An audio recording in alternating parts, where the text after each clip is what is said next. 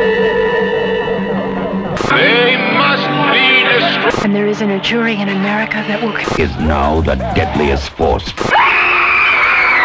that you can't breathe.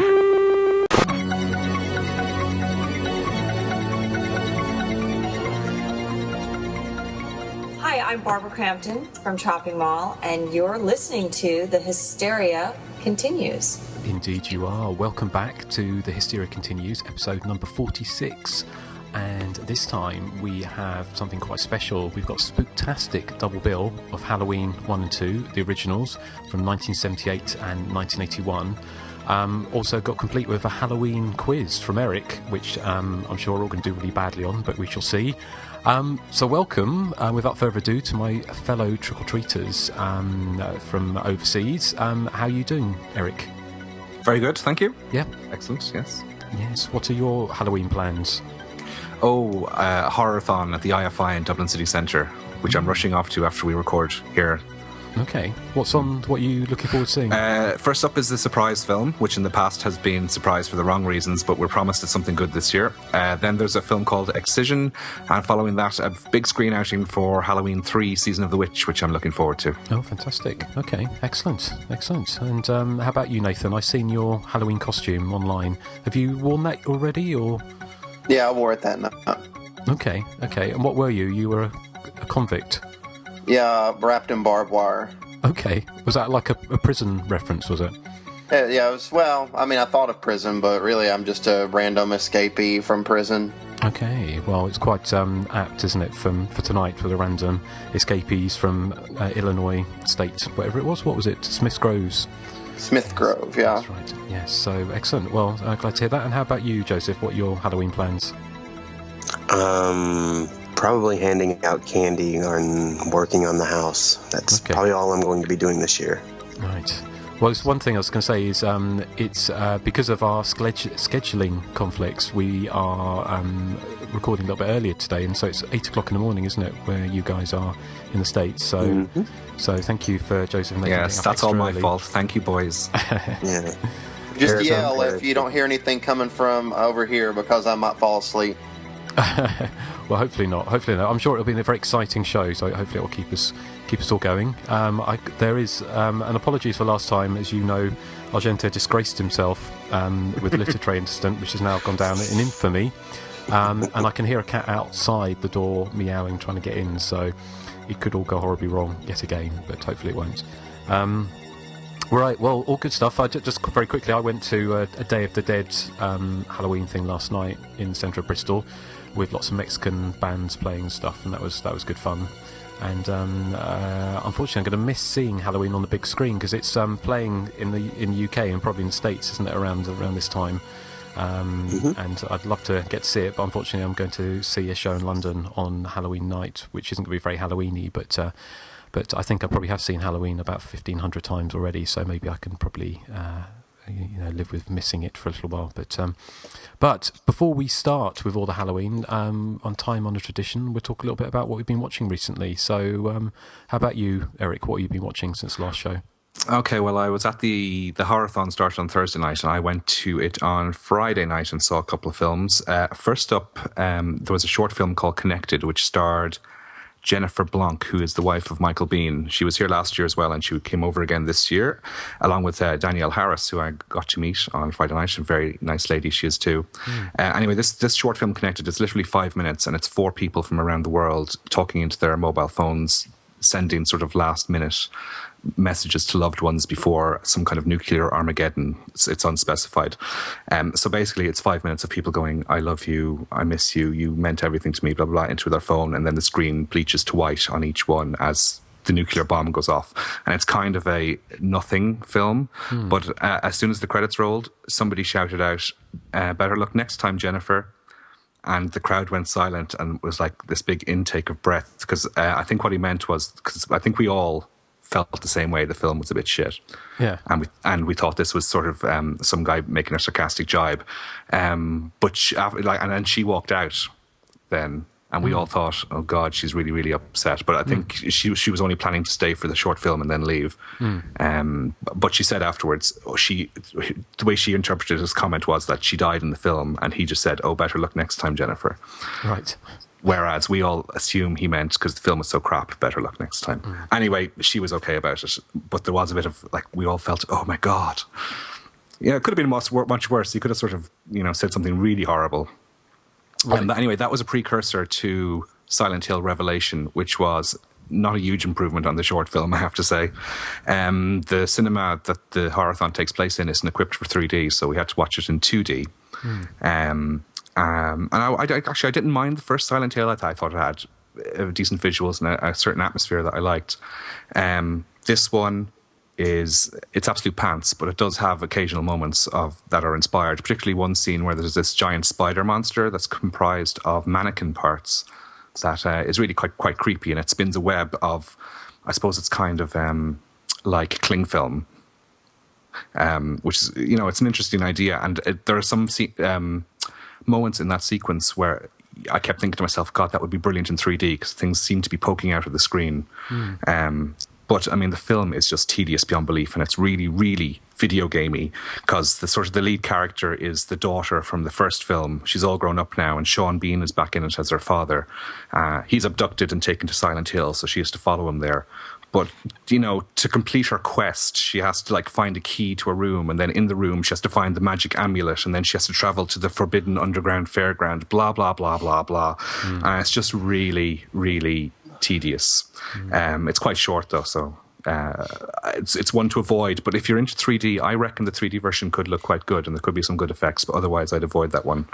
Would it be better with Mr. Bean? Would it have been better with Mr. Bean rather than Sean Bean? It would have been. Sean Bean is awful in it, and it probably would have been better with Mr. Bean in it. Like, the acting in the film as a whole was quite atrocious, I thought. Anyway, later that night I saw the Justin's production debut, Slice and Dice, the slasher film forever. It was shown sadly it was shown in the smaller screen upstairs in the cinema, because it was clashing with the double bill of Zombie Flesh Eaters and Deep Red. But I really enjoyed the documentary, I have to say. Some great, it won't educate those of us who are slasher fans, but it is great fun to watch, and there's a lot of Corey Feldman footage in there, which I like. As you know, I'm a Corey Feldman fan. As you know, I know people can slag him off all they want, but he makes some great points about, the rules of slasher films and his observations.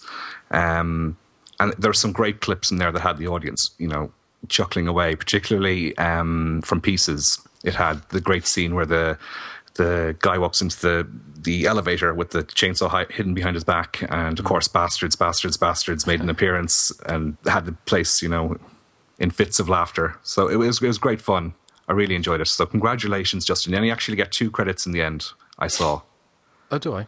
You get associate producer. Yeah. And you get film stills, or images courtesy of Justin. Yes. Well, I'm glad you enjoyed it. So hopefully... Yeah. Oh, and hair by Justin as well. And what? Hair by Justin. Hair. Oh, yes, I did do all the hair for Linda Day George. Yeah. Actually, we had a little short before that called Out There, which was an Irish 10-minute short about a sort of mini zombie apocalypse, which was actually quite good. So if it shows, I don't know where it will show up, but it was worth seeing.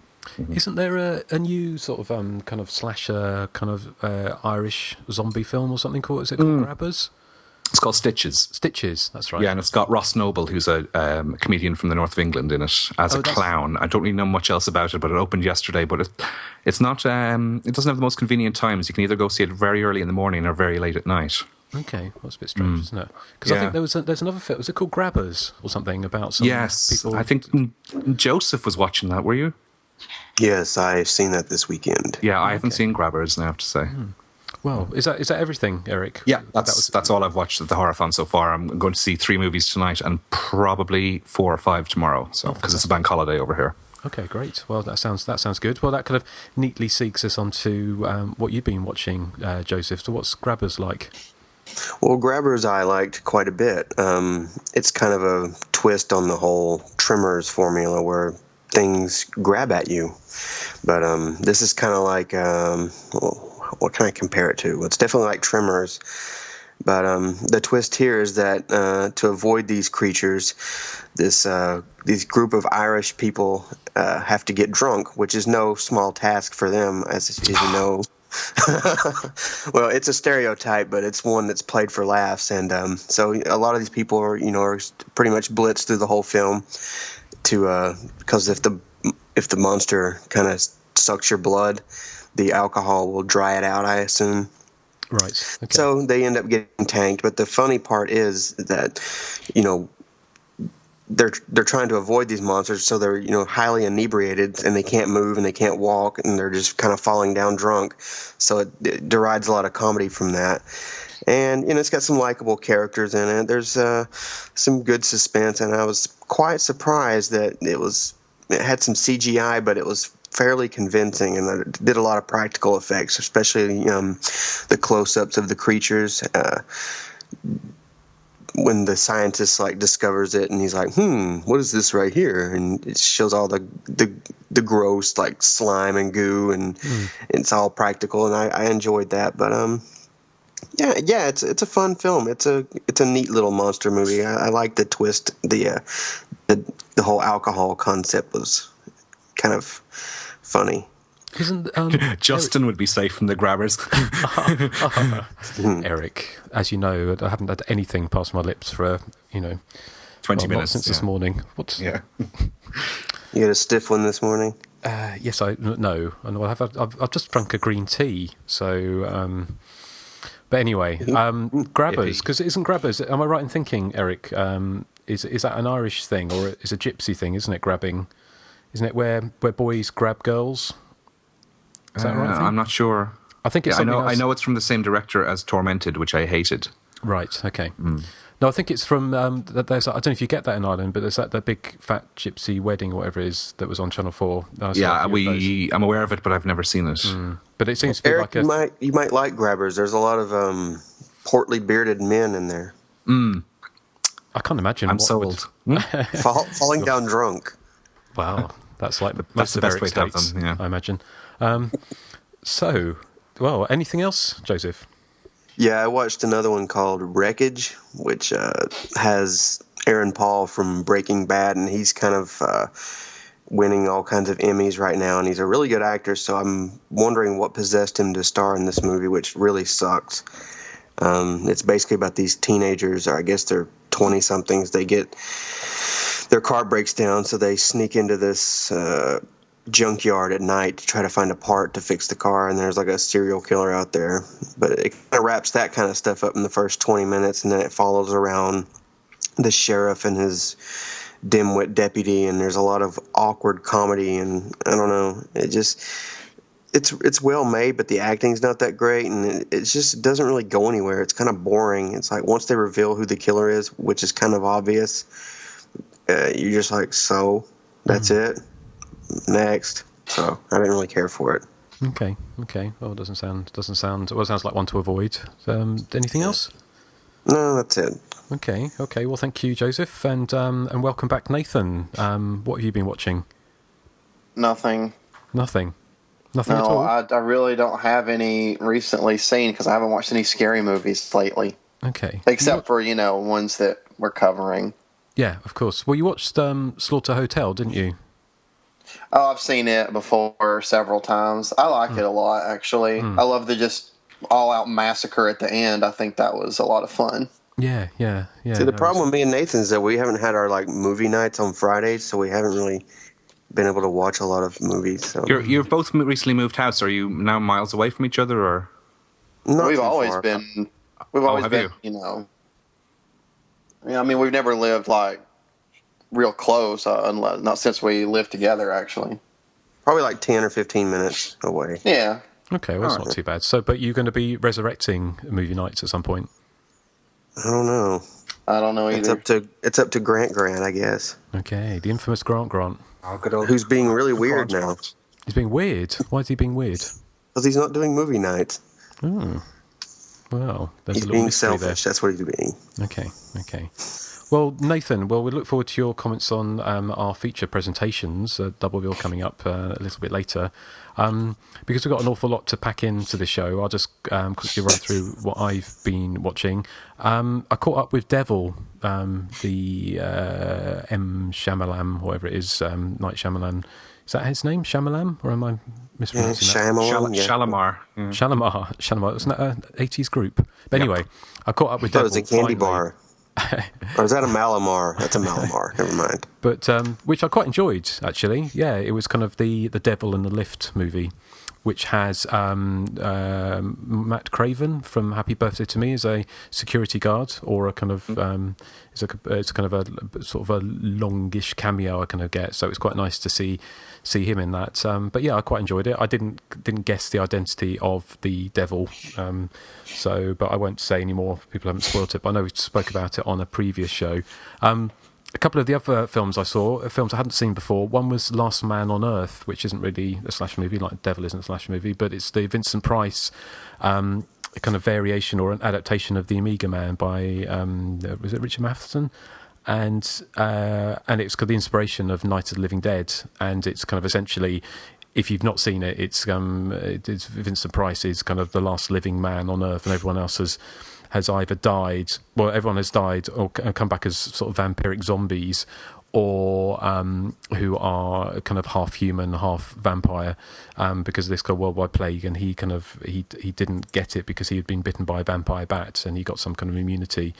And it was shot in Italy, which is you can tell straight away because all the landscape, everything looks very Italian, but it's quite an interesting film, and it was the inspiration for Night of the Living Dead, so that was interesting. I Am Legend. Sorry, Justin, just to interrupt. Was the source novel rather than the Amiga Man? Oh, sorry. So Amiga Man was the one with Charlton Heston, wasn't it? Which was a kind of a version of it. Yeah, sorry. And the other film I saw, which was a bit of a surprise actually, and I hadn't seen it before, was a film called Lady in a Cage from 1964 with Olivia de Havilland. And that kind of came at the tail end of the kind of the old Hollywood bag type Hollywood starlets become old hag kind of horror movie Harridan films that kind of started with Whatever Happened to Baby Jane with Joan Crawford and Betty Davis in 1962, and Olivia de Havilland was in Hush Hush Sweet Charlotte, a kind of the axe murder movie with Betty Davis in 64 as well. Lady in a Cage was a real surprise actually, because it's the movie debut of James Caan, who went on to lots of films in the 70s, but was also in Misery, the Stephen King adaptation, and it's the kind of the proto house invasion movie, I kind of guess, that was most infamously it was the Ruggero Deodato movie, the House at the End of the Street. That's the one, yes, or House at the Edge of the Park. House on the Edge of the Park. Yeah. So it's kind of like that, because essentially what it is, it's kind of it's definitely worth seeing. It's got Olivia de Havilland, and she's in a house, and she's broken her hip, and she uses a lift to go up and down from the first to second floor, and during a power cut, the lift gets stuck halfway, and there's an alarm bell, and she rings it, and this kind of homeless guy breaks in. And then it sets off this chain of events where all these kind of ne'er-do-wells come into the house, and she's stuck in this lift. And in the end, these kind of young punks, sort of led by James Caan, come in and decide they're going to kill her because they want all her stuff. And it's her kind of fighting back and trying to save herself. But it's kind of really, it's actually still packs quite a wallop for a film from 1964. It's quite violent and very tense, and it's definitely a film I'd suggest checking out. Not in any way a slasher movie, but certainly an interesting precursor to all of those kind of home invasion movies, which become such a staple after things like Straw Dogs and House at the Edge of the Park, and all the Last House on the Left as well. All those different kind of those kind of films. This is kind of seems to be the original one of those. So, is it? Any of you seen it? No. Yes. Oh, you have. Oh, what did you think, Nathan? Oh, I really liked it. I think, like you said, it's ahead of its time. Actually, it's very ahead of its time, isn't it? It's kind of I can imagine people who Olivia de Havilland was in Gone with the Wind, wasn't she? And so people who liked that film. It was a very modern film for its time, and in some ways, actually, the other thing which I thought was really interesting, it had that almost a nod towards Halloween, with the way that in this film, all this kind of horror is happening inside this house, but outside the house there's just loads of traffic of people going on holiday and back, and it's just completely full of people, and most of the people just ignore what's going on. Even when the kind of violence comes out onto the street, it's not until someone dies that people actually stop and take notice of what's happening. And that's a similar thing with Halloween, that idea of people ignoring Jamie Lee Curtis's screams, which was from a real story, wasn't it? I think, of a woman who was attacked in New York, and all her neighbours ignored her screaming for help. And so it just thought it was quite an interesting kind of like a modern horror movie, thriller. But yes, that's kind of pretty much everything I've been watching. So, Erik, you have a little quiz for us, don't you? I do have a little quiz for you, yes. Okay, so is it an all-Halloween quiz? It's an all-Halloween quiz. The bulk of the questions, but not all of them, are from Halloween 1 and 2, because I know that Joseph said last week that he's not really up on the entire series. Certainly, Joseph, you probably haven't seen the more recent ones in a while, have you? Or I don't really watch past part 2 often, so... Okay, well, you'll be glad to hear that. Even then, just go ahead with the quiz. Let's see what happens. Yeah, okay. And the bulk of the questions are from parts 1 and 2, and I've tried to make it a little bit easier, because the last time I devised a quiz, you all ganged up on me and sent me hate mail and made me cry because you said that things were too difficult. Yes, well, I hope it won't be too hard today, Erik. No, it won't be too hard, Justin. Good, okay. Were you waiting for a... Oh, sorry, yes. Well, so will we go ahead then? Matron, please, I'm not that kind of doctor. Right, anyway. Okay, your first question is, what is this? Oh, is that to everyone, or just... Well, yeah, I can just guess that. That's... That's you opening a drink and drinking. Yeah. So like a Coke can or just something. Like grab. Yep, Coke Zero. Sorry. I got a point, yay. Oh, I thought it was actually from the movie. No. That's just me opening a can of Coke before we start. Okay. Okay, the first question is for you, Nathan. Oh, okay. You ready? I'm ready. There were two major horror icons who originally approached for the role of Sam Loomis, and they both turned it down. Can you name either one? Christopher Lee. Yes, a point for you, young Nathan. Christopher Lee. Peter Cushing was the other one. John Carpenter says in the commentary that it was just after Star Wars had come out, and Peter Cushing's agent laughed at him when he said that we can only afford to pay him X number of dollars. So 1 point for Nathan. And that's the quiz over with. Nathan wins. Hey, well done. Hey. Awesome. Okay, Justin, you're next. Lance Guest. He plays Jimmy in part 2. Now, he made an appearance in another famous horror franchise in 1987. Can you name the film? 1987. Not a slasher movie. Not a slasher horror movie. Would it have been... I'm trying to think. I don't know, but I kind of take a stab at Return of the Living Dead Part 2. No, afraid not. I'm going to pass it to Joseph, who's next in line. Joseph? He was in a horror... Was it a horror film? Or Yes. In 1987? Mm-hmm.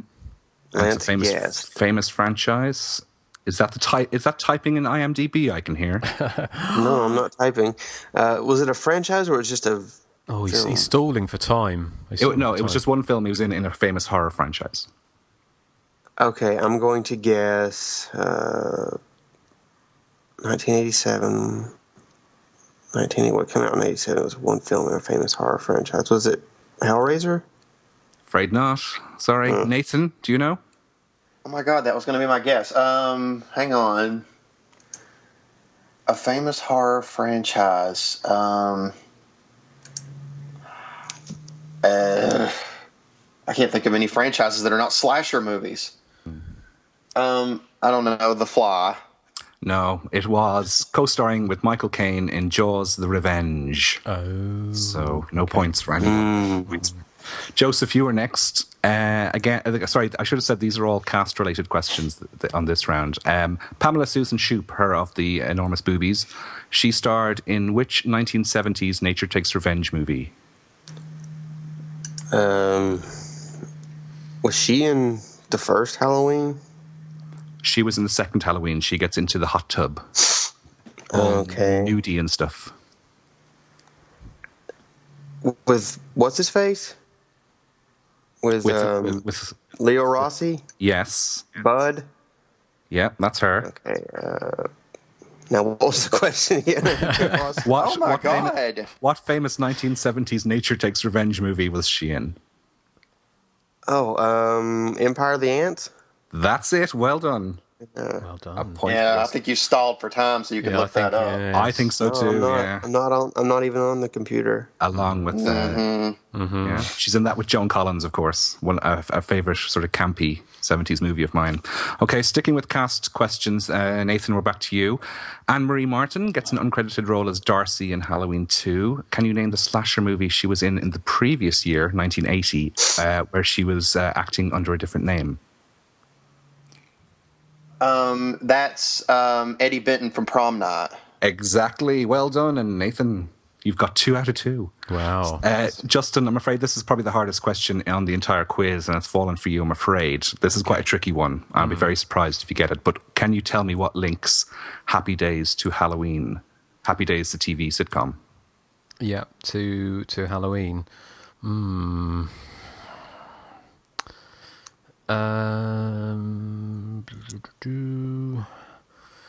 Can you give me a clue? Seeing it's a very hard one.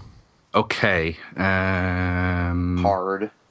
The link between Happy Days and Halloween could also said to be a link between Galaxy of Terror and Halloween. Is it Erin Moran? Yes. Was she up for a role in Halloween? No, I'm going to give you half a point because it is Erin Moran related. Her older brother Tony Moran plays the unmasked Michael Myers at the end of the film. Okay. I'm actually very surprised. Well done, Justin. This is why you are the horror king you are. When I was a kid, I thought Tony Moran was Tony Moron.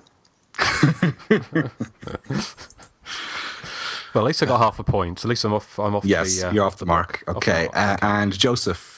The final cast question for you. Wayne's World, party time, excellent. What's that got to do with Halloween 2? Dana Carvey had a cameo in Halloween 2. Well done, another point for you. Yeah. Okay, so at the end of the cast round, 2 for Nathan, half a point for Justin, and 2 for Joseph.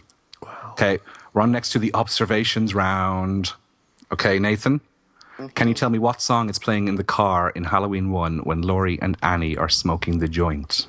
Don't Fear the Reaper by the Blue Oyster Cult. Well done. A song from long before your time. I'm surprised. I like that song. It's a great song. Justin, can you name 2 of the comic books that Tommy keeps under the sofa? They named 3, so if you can name 2 of them.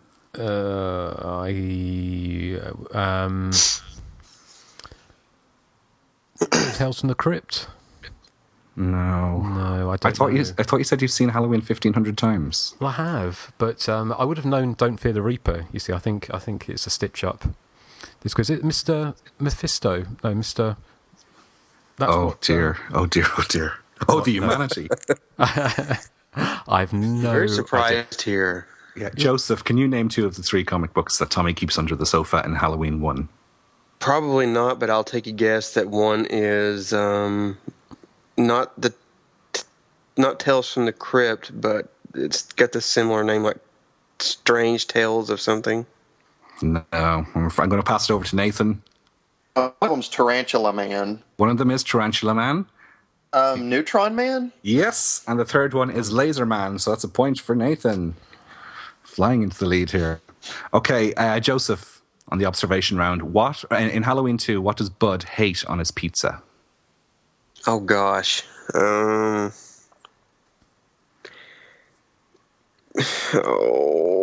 mushrooms. Exactly. Well done. Really, I just guessed. Remember, you're correct. Okay, back to Nathan. Nathan, which murder method links Halloween 2 and Friday the 13th Part 2, both released the same year? Murder method? Yeah. Okay, hang on. Let me think here for a minute about the deaths.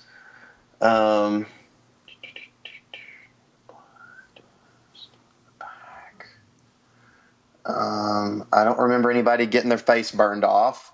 I know this one. So I know all of Nathan's, you see. If I had Nathan's questions, I'd be winning. Well, I know you're going to get this. You would get this one. I mean, there's throat slittings in both. I mean, the name. I hadn't factored that in, but I should have point for that. I'm changing the question to apart from throat slittings. All right, now I got to rethink this. I think I know what it is. There's actually two. There's two similar ones which aren't throat slittings. All right. You see, now you're questioning the chairperson, and you're disqualified now. Do I get 4 points if I get all? My questions are watertight.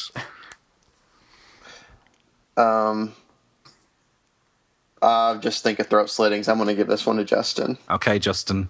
What was the one I was thinking of? Can you guess? Is it there's the one with the sharp, pointy objects going into the temple with Alice in the beginning of Friday the 13th. Oh, okay. Well, I'll have to give you a point for that because I wasn't thinking of that. But can you name the other one? And also the hammer to the head. That was the one I was thinking of. So a point for Justin. Well done. Don't I get 4 points because I got one that you didn't think? No. Okay. Sorry. But you know, in Halloween 2, where the nurse gets the hypodermic needle through the side of the head, just Alice gets the ice pick through the head as well. Ice pick, yeah. Ice pick. Yeah. And they're two completely different murder weapons, though, so that's why you don't get an extra point. Okay. Well, if anyone anyone will have heard what Nathan just said. What did he say? What did he say? He said in a dream sequence. Oh, of course. But of course, yes. Okay, Justin, it's your question. In the TV version of Halloween 1, why does Linda call over to Laurie's house? I can't remember. All I can remember is Jamie Lee Curtis got her hair in a towel because it's. So is it something hair related? I can't remember. It's not hair related, but I'll give you a clue. Annie rings up with the same request on the phone as Linda's request. I can't remember. No, sorry. Okay, Joseph. In the TV version? It's a scene that's not in the theatrical release. It's only in the TV version. Is it calling about the guy? No, the nothing to do with boyfriend or whatever? No. Nathan, do you know? Doesn't she want to borrow Laurie's top or sweater or shirt? Yeah, to borrow her blouse. Okay. Yeah, and then Annie rings up looking to borrow her blouse. So Nathan's in a storming lead here. Joseph, this is the final question in the observation round. Oh, actually, this is a really difficult one. I apologize in advance. Okay. On the blackboard in the school in Halloween 2, one of the assignments is to write an imaginary story about what? Samhain. The black has Samhain or Samhain written on it in blood, but underneath that in chalk is written, write an imaginary story about... Oh, God. Now, I do recall when you did the quiz, you asked what color the credits were on prom night, so this is my revenge. Okay, imaginary story about fall? No, sorry. Nathan, do you know? About Halloween? No. Justin? About Bob Hoskins? Correct. No, bonus points. 10 points. It was a trip to a planet. Oh, okay. Yes. Okay, at the end of that round, we have Nathan on 5, Justin on 1.5, and Joseph on 3. Now we're on to the audio clips round. As far as I remember, I play an audio clip. It has some words obscured, and you've got to tell me what is obscured in the clip. So, Justin, will you play clip A? Okay, clip A. Round 3, clip A. Round 3, clip Question A or whatever. I've got round 3, question B. Have you got round 3, question A? We might have to hold on. Let me just 1 second. Okay, and by the magic of internet radio, here we go. I thought you were babysitting tonight. The only reason she babysits is to have a place. Shit. I have a place for that. I forgot my chunky Kit Kat. So who cares? I always forget my Chunky Kit Kat. Nathan, what was missing? I know that Chemistry book. Her chemistry book. Well done. That's correct. Well, actually, play the answer there, is what I was meant to say. I forgot my chemistry book. Well done. So who cares? I always forget Yay. my chemistry book. Okay, Justin, you're up next with clip B. Okay, so round 3, question B. Dr. Mixter, it's an emergency. Dr. Mixter, it's Laurie Strode. She's had a reaction to... Chunky Kit Kat. You better come quick. Okay, what has Laurie Strode had a reaction to? Well, she's had the reactions to the drugs, but I can't remember if it was a specific... Sorry? I'm going to give you a point. It's well, play the answer and I'll... No, that's not the answer. Dr. Mixter, it's Laurie Strode. She's had a reaction to the medication. Yeah, medication You better drugs. come quick. Close enough. Okay, thank you. Okay, so that's a point. Okay, Okay, Joseph, Joseph, a you're reaction next. to the Toya video or something, wouldn't it? But that would have been cruel if I'd said Okay, that, I'm taking the point away from you now. I'm not going to win, am I? I don't care. No. Okay, Joseph's next. I'm sorry. I didn't mean it like that. I can go out with Brady tomorrow night. It's no big deal. She wanted to go out tonight. It's my fault you can't. Well, tonight we're going to do something better. We're going to go eating Chunky Kit Kats. I don't want to. Okay, what were whatever they're called going to do? Rachel and Jamie. You don't even remember their names. Yeah. Good job you're not taking the quiz. Trick or treating. Well done. Oh no, hang on. I meant, okay, let's listen and see if you're right. Well, tonight we're going to do something better. We're going to go trick-or-treating. Yay, well done, Joseph. You got a point. Okay, yeah. more audio clips. This time it's Halloween en Espanol. You have to tell me roughly sort of what's going on in each scene. So, Justin, will you play round 4, question A? This is for Nathan. Podrías pedírselo a Dick Baxter. Ese saldría contigo. Preferiría salir con Ben Tramer. ¿Ben Tramer?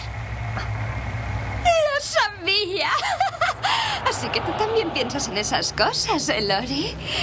Calla. Es guapo. Ben Tramer. Well, what was that, Nathan? Ben Tramer? So you do think about things like that, huh, Laurie? Well, let's have a Shut listen to the up. answer and see if you're right. Well, you could ask Dick Baxter. He'd go out with you. I'd rather go out with Ben Tramer. Yay, you're right, Nathan. Ben Tramer? Yeah.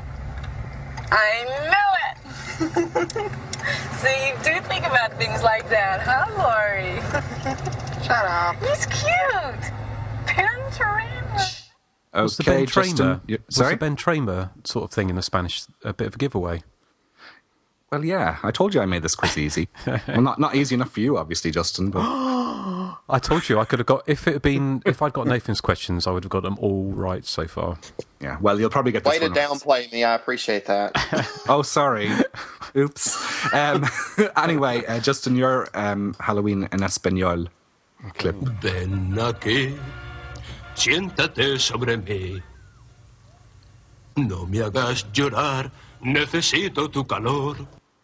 Well, can you tell what that was? Amazing Grace, come sit on my face. Well, play the answer and we'll see if you're correct. Amazing Grace. Yay, a point Come for sit on my face. At last. Don't make me cry. I need your pie. Okay, Joseph, you get the last clip here. Yeah, I would have got that one easily, so I won't get this one. I'm pretty sure you'll get this one. Me parece que Raquel tiene algo escondido. Tam param para, pa para para, pa para para. ¡Tachán! Pam para para, pam para para, pam para para, pam para para. Es muy bonito. Pam pam pam pam pam pam. A Billy le vas a gustar mucho. Se va a caer de espalda. Well, can you guess that one? Is it bum ba bum ba bum? Well, what installment is it from then? Halloween. That's not an installment. That's the franchise. It's the first one. It's not from the first one. Oh, It's not. Nathan. That's Tina's theme song from part 5. It is indeed. Well, no, hang on. Hey, wait a minute. Let's listen to the... What? You said you weren't going to do anything outside of Halloween 1 and 2. I said... Oh, he said he had a couple. Yeah. And I told you I had never watched those movies that often. Yeah. Well, cheat. You snooze, you lose. Let's play the answer. I wonder what Rachel's hiding behind door number 3. Ba-ba-dum-ba-da, ba-ba-da-ba-da, ba-ba-da, ba-ba-da.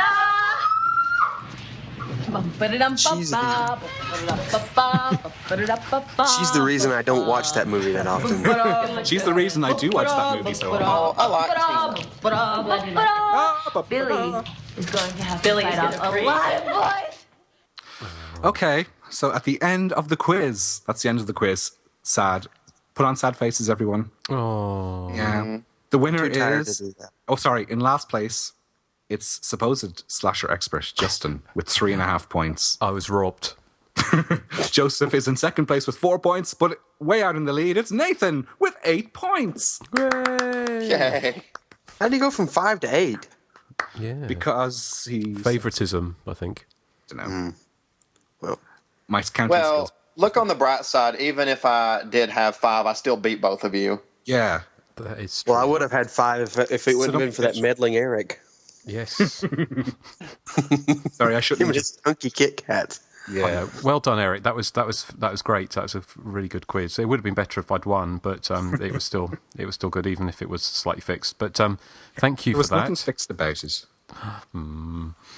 Okay. Well, no, thank you, Erik. Is any bonus questions? No, I don't think so. Apart from just one interesting fact about the Spanish version of Halloween that I found on YouTube, it was all printed in reverse. So even the credits were backwards for some bizarre reason. I don't know why. What, as in like a was negative? it flipped? Was it like flipped to the... It was flipped, like the negative was printed in... They do that to avoid copyright issues. Yeah, but I was surprised. All of the Halloween installments, including the 2 recent Rob Zombie ones, are available in full on YouTube, even the right way around. Wow. Which is, I thought, strange, for big sort of studio movies. They are for now. Give them time. Yeah. Yeah, because I uploaded I uploaded a clip once, and it got taken down for copyright issues. I think it's kind of a lucky dip, isn't it? Is that all you have to do? Put stuff up round the wrong way to negate? Pretty much. Yeah. Or you can run the audio like a pitch. You can bring the pitch down like half a... like. Do they use kind of automated software to kind of detect, to scan through? Yeah, I mean, you can extract the audio into Audacity, change the pitch, and then put it back on the track and upload it, and it won't be able to detect it. Like YouTube has some kind of like, I don't know what it is, but I guess they have a big database of stuff to look for. Wow. Okay, I didn't know that. Okay. Well, interesting. Well, thank you very much, Erik. I have a quick bonus question for y'all. Okay. Yeah. What book is in front of me right now? 50 Shades of Grey. No. How to Make Friends and Keep Them, Volume 4? No. Is it Hysteria Continues book, or the Teenage Wasteland, or the slasher movie book? Oh, you're right. You get a point. He was looking up everything in that book. By J.A. Kurzweil. I don't think some of this stuff is in here. Like, there's no translation of Spanish in this book. No, yes, there is. Just haven't gotten to it yet. Well. Oops. Hello. Yes. Hello. Yes. Yeah, you sounded a bit remix strange there, Justin. You skipped for a little bit. I did, having a little remix You there. were kind of like Kylie Minogue, and I Should Be So Lucky, where she goes, I am Justin Kurzweil. Well, hopefully that is the last of our little Skype issues. But I think it's probably time to start the first of our feature presentations, isn't it? So I will lead in, because Erik, you're going to lead in on Halloween too, aren't you? Am I? You are. That's what you said you were going to do. Did I? Yes, you did. Oh shit! So while I lead in on Halloween, let me scribble some notes. You down better put something down. Okay. The night is 1963. Halloween. The police are called to an otherwise unremarkable house in Haddonfield, Illinois, only to discover that 15-year-old Judith Myers has been stabbed to death by a 6-year-old brother, Michael. After being locked away for 15 years, Myers breaks out on the night before Halloween 1978. He returns to his hometown to pick up where he left off. Hot in his tail is psychiatrist Dr. Loomis, who is perhaps the only one who knows how dangerous he is. A shape lurks in the shadows of suburbia, a lethal and almost otherworldly threat amongst the safe scares of the evening. He silently stalks a small group of teenagers, of whom only one will survive to see the daybreak after Halloween.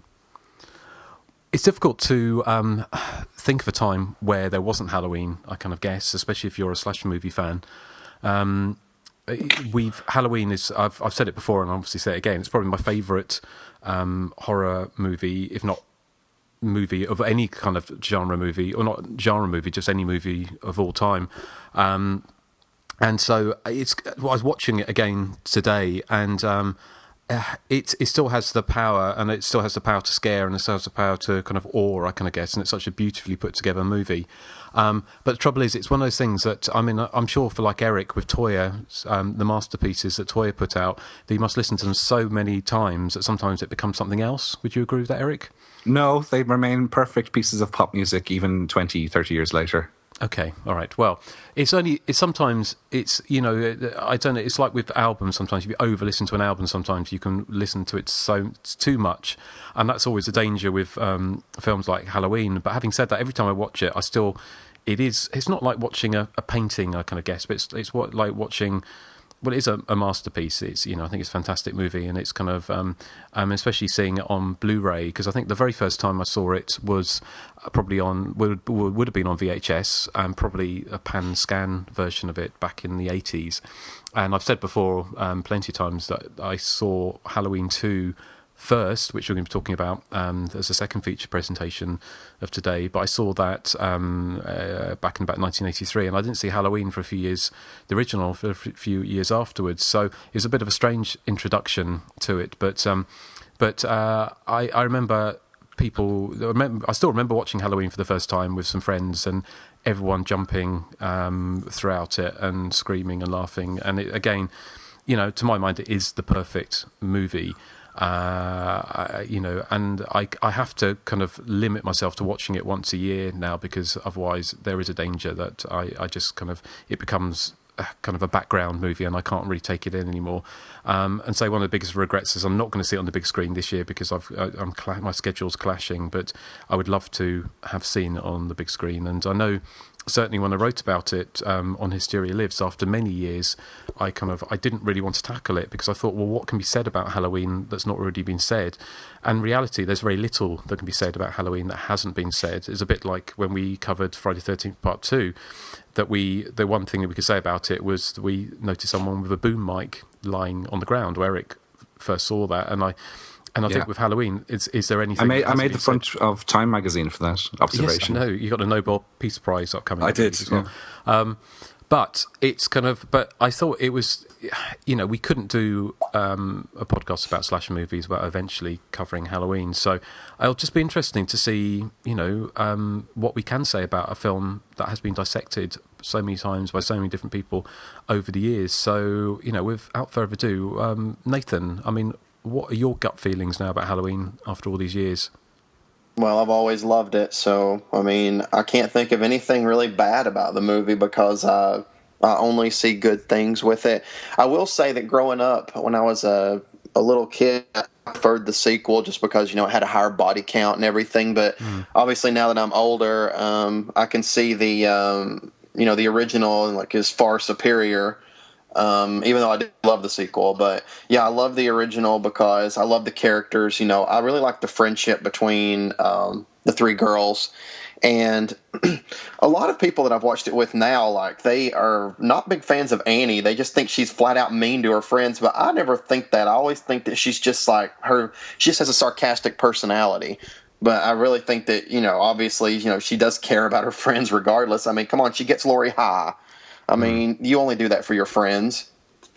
And yes, her dad had to have smelled that marijuana. There's no way he didn't smell that. Yes. Unless, like, he lost his sense of smell or something.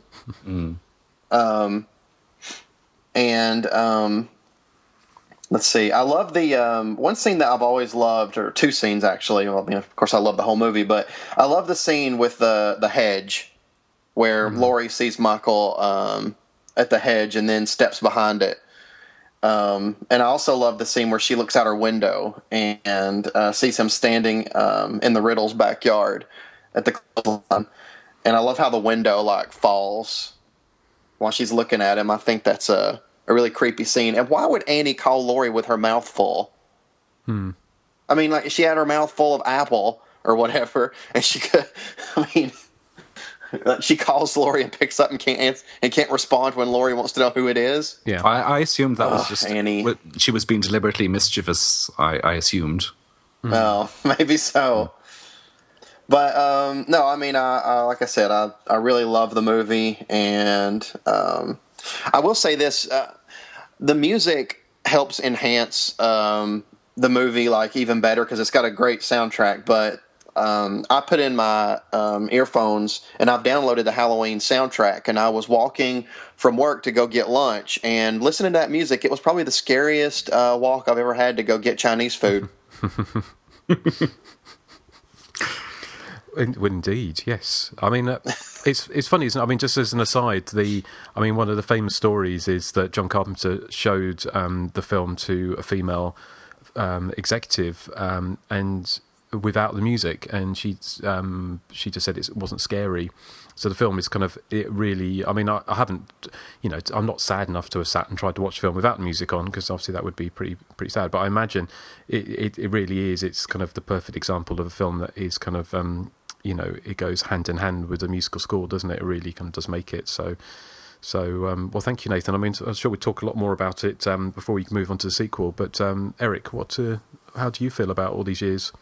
Well, shockingly and controversially, I didn't like Halloween when I saw it first. Now, I saw, like you, Halloween 2 long before I saw the first one. For some reason, it was never available in the video rental shops in the city I was living in growing up.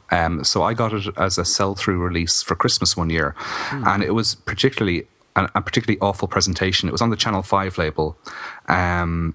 The colours were faded, it was pan and scan, it was slightly squeezed, the sound was muffled, so you couldn't hear some of the dialogue. And I just sat there and I was just bored by it, to be honest. Like a lot of the scares were missing because of the presentation. Like one of my favourite scenes is where he drives past and the three girls go, isn't that Devon Graham? And you can see him, as he drives past, he's staring at them. You can see the sort of the front of his mask, whereas you couldn't see that in that. And the scene where Laurie is backed into the door frame and his image slowly appears. I mean, that was missing as well, because the print was so bad. So I took a widescreen version of the film that I saw on BBC Two maybe 3 or 4 years later for me to fully appreciate the film. And my opinion changed completely. Like Nathan said, I love the three girls. I don't think Annie is a mean character in any way. I think the small town atmosphere is really captured by the fact that these three girls with very different personalities are all best of friends. You can sort of get the sense that they've been friends, since kindergarten. You've got sort of the bookish nerd in Laurie, the cheerleader in Linda, and the sort of sarcastic, pot smoking one in Annie. But I like the way they all interact, and they're all good friends, even though they are coming from very different perspectives. And the film's not blessed with the most elaborate script, but I think the characters help, keep going during the early parts. I think the scares are very effective. Even something as simple as the shape standing across the road when Laurie sees him when she's in class, and she sees him in the backyard, as Nathan was saying. That type of stuff is really, really effective, and something that's missing maybe from a lot of the later sequels in particular. And I think in this one, Donald Pleasance as Loomis is pitched at a perfect level. He gets a bit too much for me from part 4 onwards. He becomes a bit too hysterical and a bit too pantomime for my liking, but I think in the first 2 installments, I think he's very effective as the sort of nemesis to Michael Myers. I like the fact that a lot of the creepiness in the film happens in broad daylight. As I said, seeing Michael Myers drive past in the car, seeing him across the road, standing in the backyard, that type of thing. It's not all about spooky, dark, gothic mansions or anything. It's bringing horror to a very sort of realistic location. But as I said, I didn't enjoy the film when I first saw it, but that was solely because the crap presentation I was given. I think Halloween 2 is more forgiving of a VHS pan and scan presentation than Halloween 1 was. Halloween 1 really sort of you need to see in its proper ratio. Well, it's interesting, isn't it? Because that whole thing about Halloween, although it kind of we can talk a little bit about this in a minute, but it's taking ancient stuff, isn't it? The whole Sam Hain thing and the horror behind Halloween and the real notion of Halloween and transplanting it into American suburbia, because even with a film like the Texas Chainsaw Massacre, although that's kind of quite a modern horror film in a lot of ways, it still goes to a spooky old house, doesn't it? Which has kind of got a gothic feel to it. And a lot of the films from before, like Terror at Red Wolf Inn, again, it's kind of like a gothic mansion, isn't it? So even films from a few years before Halloween, even something like Black Christmas, that's still got a gothic feel to it, isn't it? Like, although again it's kind of modern, it's got, that big house is this kind of big gothic rambling kind of sorority house, isn't it? And so it has that. It's kind of probably one of the first kind of modern horror films in that sense, perhaps. But and one thing what I really like about Michael Myers as well, and Corey Feldman actually says this in Slice and Dice, is what makes him so menacing is that he doesn't seem to care. He won't run to catch a victim; he'll just walk, and you get the sort of sense that if the victim gets away, so be it. I'll just go target somebody else. I don't care. I'm just that evil. I love the fact that he never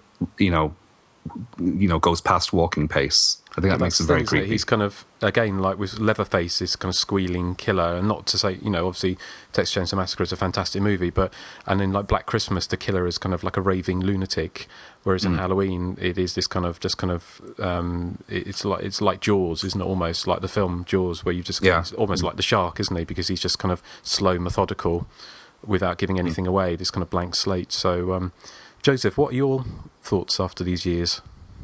Well, I firmly believe a film can be diluted, from too much viewing and being too much implemented too much into the pop culture phenomenon. And certainly Halloween is kind of, I don't want to say worn out its welcome, but I mean, it's been dissected to death. So I'm kind of at a loss for what to really say about it, except, I really do think it's a great film. I've always preferred Black Christmas. I just think it's a scarier film. I think it's probably put together a little bit better, but I still love Halloween. I think the argument that it boils down to for me is like comparing it to the Rob Zombie remake, which I hate, and that the original works for me because you don't know why Michael is doing this, and I think it's scarier that some guy could just come after you for no rhyme and no reason, rather than, oh, mommy didn't take me trick-or-treating, mommy was a stripper whore, or something stupid like that.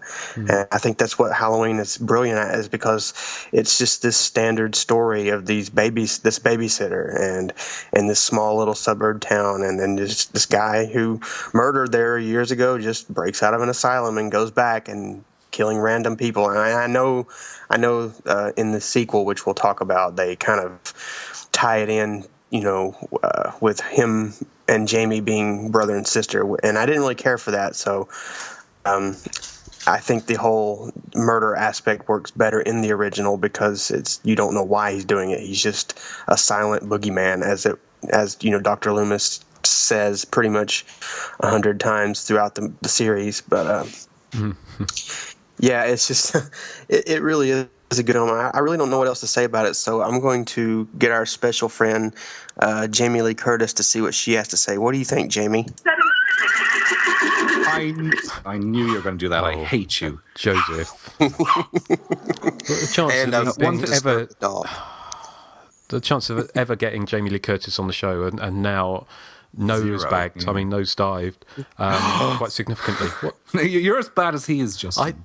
For goodness sake, I'm sure Jamie can take a joke, and hopefully she would be able to with One Joseph. thing I will say because I saw Halloween 1 after Halloween 2, I never got to see it without knowing that they're set up as brother and sister, and I would like to have had that experience. Well, I think that's the thing that does make Halloween supremely scary. If you try and I've said it before, it's like I think Mark Commode, the critic, said that Halloween wasn't hurt by its sequels, but I think it was, because how could it not be if you had this in the back of your mind that Jamie Lee Curtis was, sort of Michael Myers' sister? Because I think historically, if you look at it in the context of the time, and because the 70s and the late 70s was the apex of the serial killer, wasn't it? It was this idea where the serial killer was everywhere in the media, and you had all the real life serial killers, Ted Bundy and all these kind of people and the scariness of those was the fact is if you were in the wrong place at the wrong time, you became a victim, and there was nothing you could do about it. I mean, some people are luckier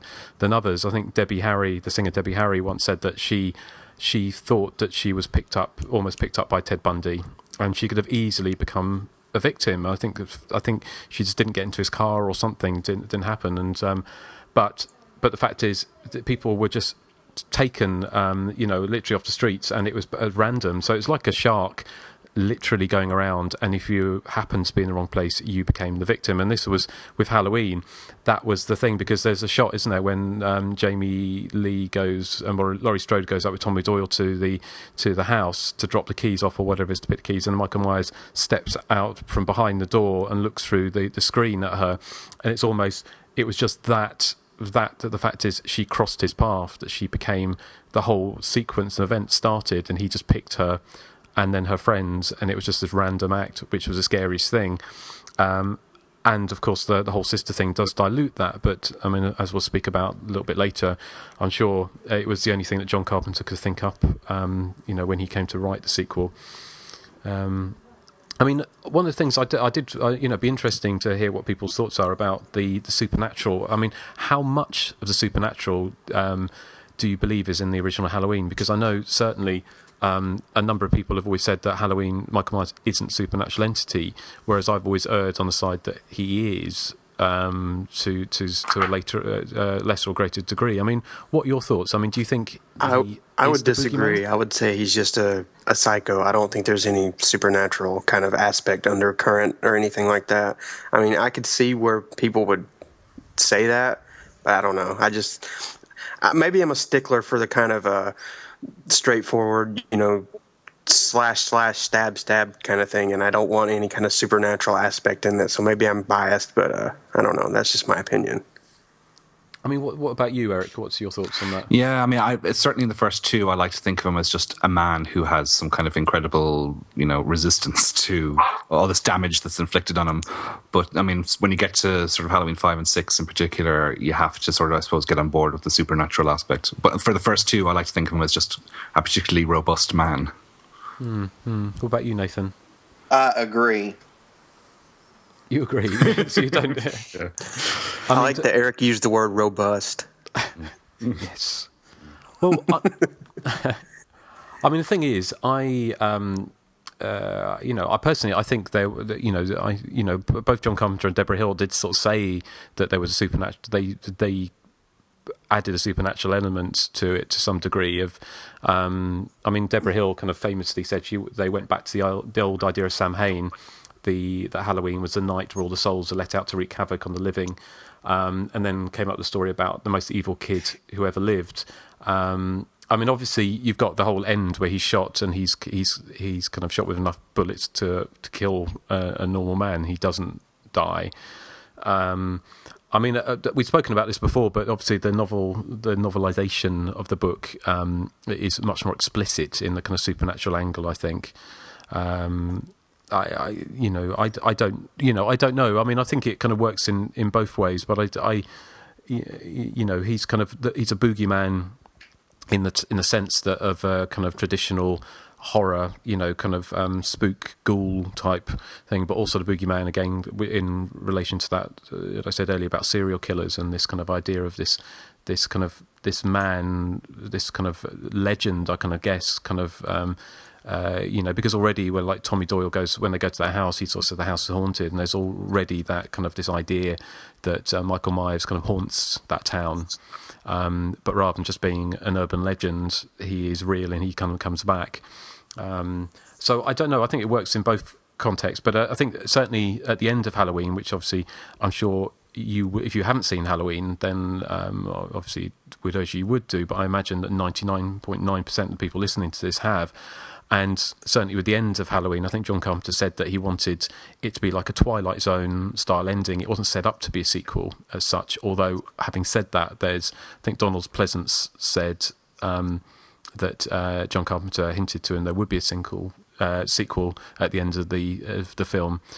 But yeah, this idea that Michael Myers was everywhere and he's somehow this kind of supernatural presence when he vanishes from the grass. But I don't know. I mean, John Carpenter seems to be quite not conflicted. He seems to be he's not always what's the word for it? He's not always it doesn't always tell the same stories about things. It's a bit like the whole have sex and die adage, where he sort of says that it wasn't, the kids weren't being punished. They just happened to be teenagers who were preoccupied with sex.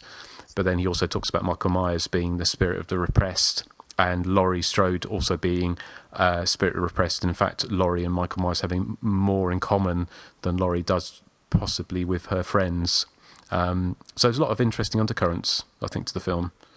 But on the other hand... What I find the most far-fetched thing about the film is in the opening sequence where Judith Myers goes upstairs to have sex with her boyfriend. We see the light go out, and then 80 seconds later, I timed it, we see him coming down the stairs, put his clothes on and saying, "I'll see you tomorrow." He was a teenager. Yeah, but still, come on. Come on. Exactly. 80 seconds. Well, It was a quickie. It was a very quickie.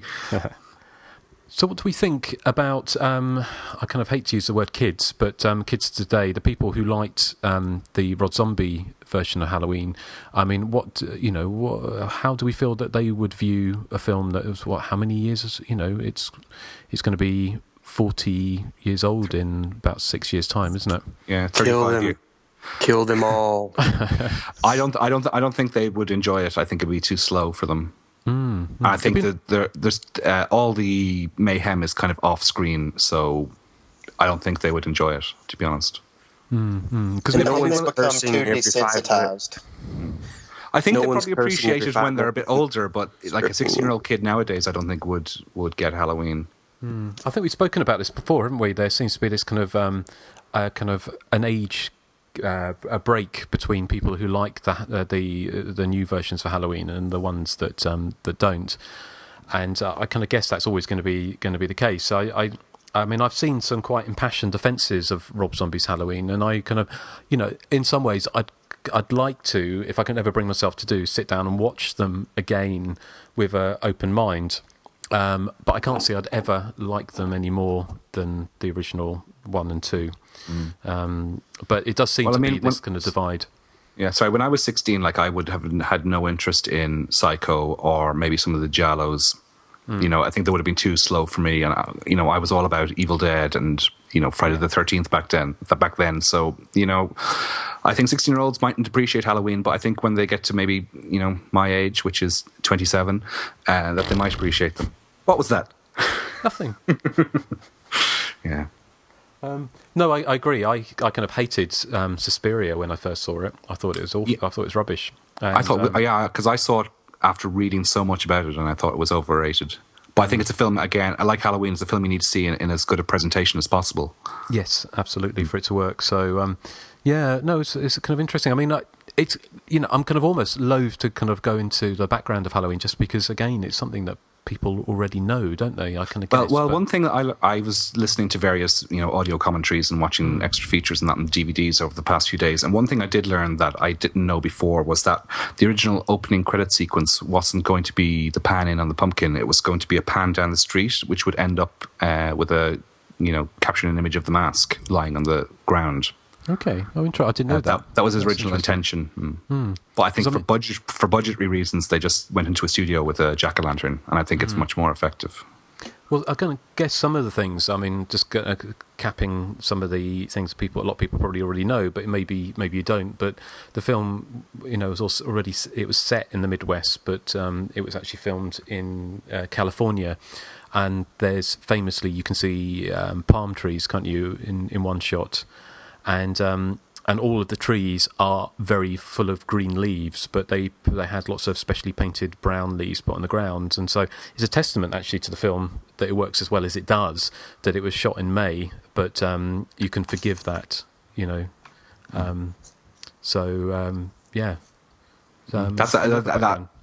aspect has never been a problem for me, to be honest. No. Yeah. I think I think the first two managed to feel really autumnal and really feel seasonal, whereas I think later sequels probably don't feel like it's Halloween.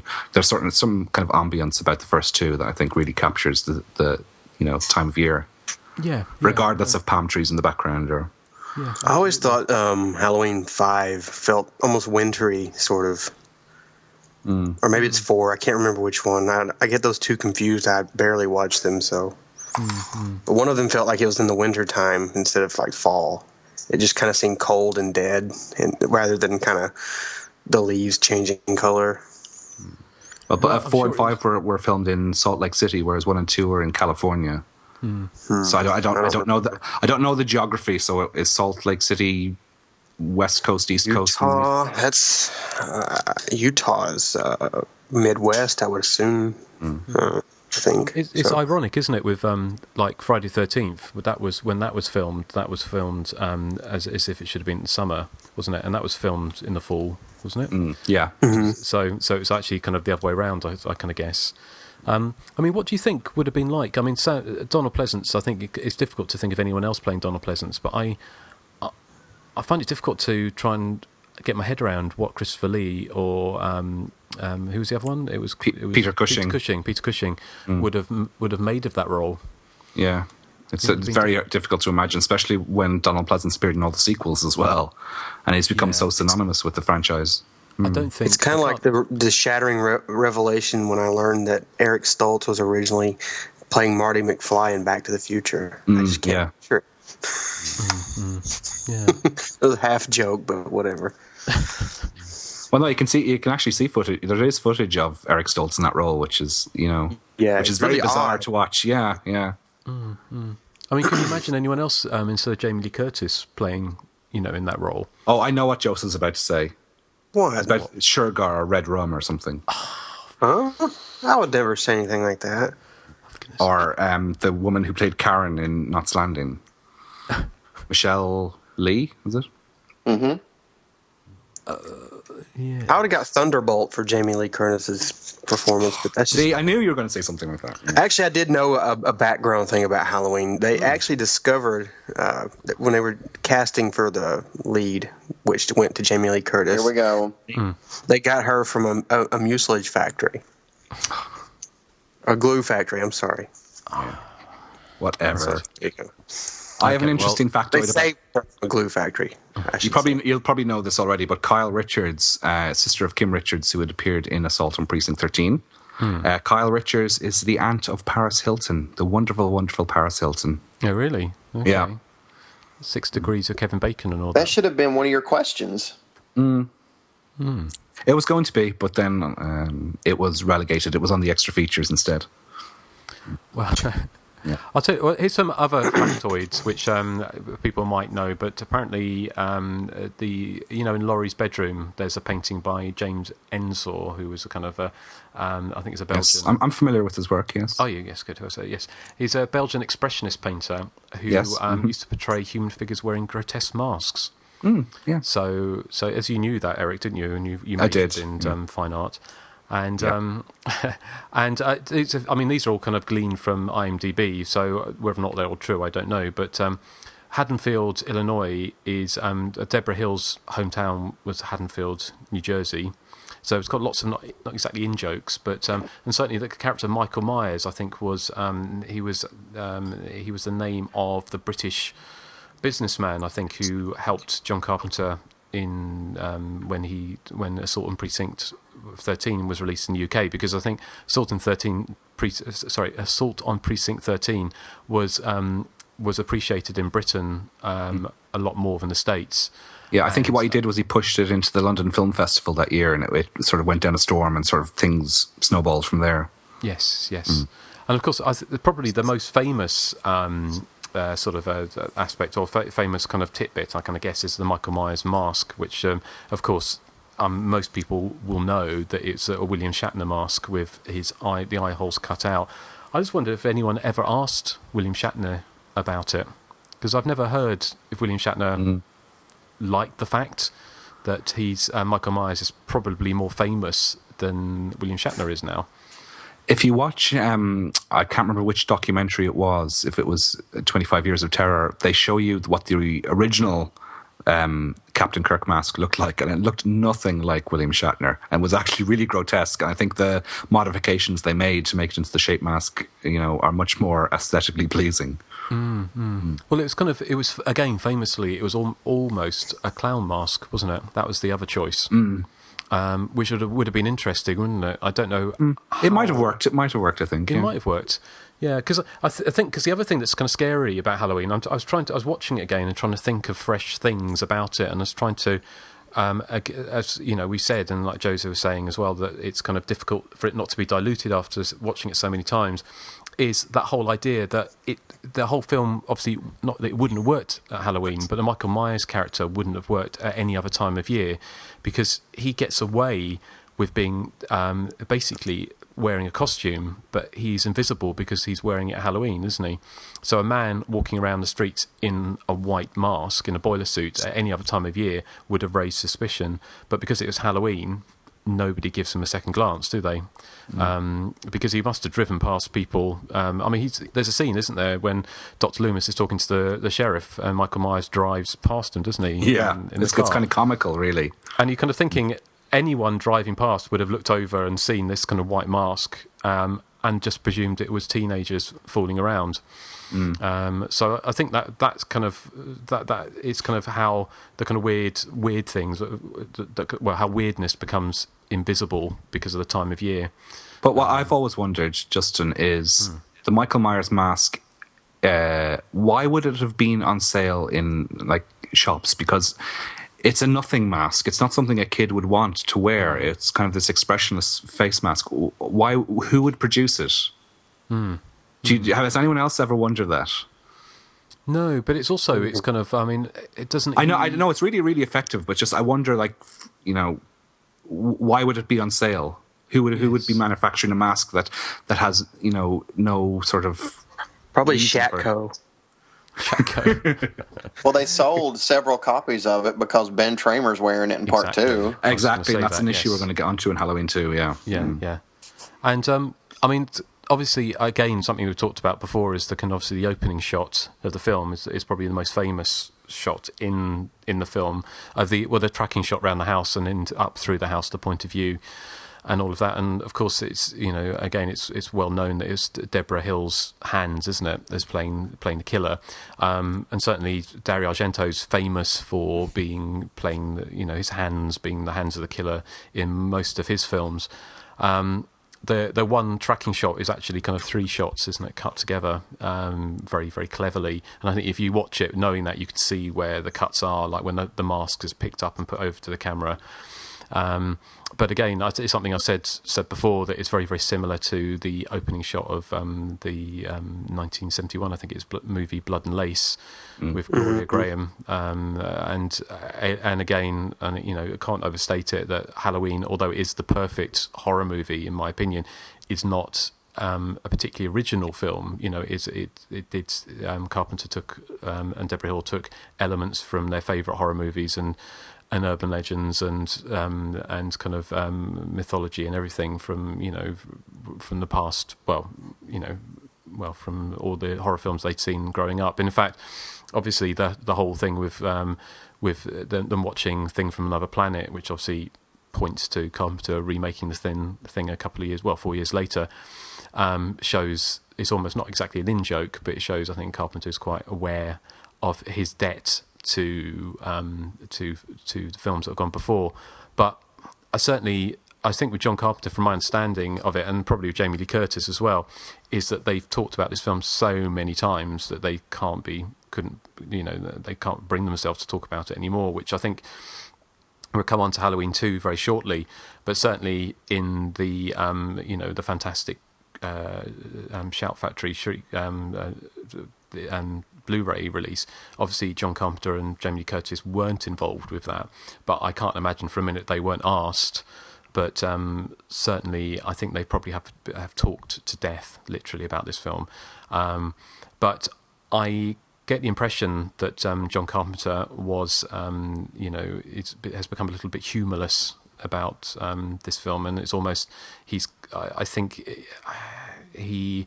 he doesn't seem to give nods anymore to the inspirations, although they're obviously fairly obvious. And obviously one of the biggest inspirations, again, was Black Christmas. But one of the famous stories about that is that Bob Clark had written a treatment for a sequel to Black Christmas called Halloween in 1975, where the killer from Black Christmas would return on Halloween and stalk another house full of sorority girls.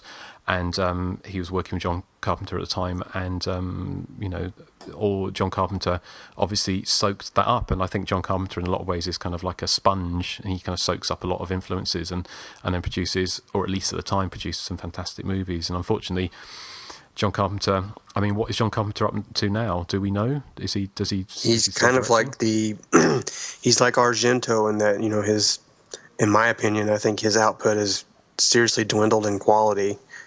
Yeah.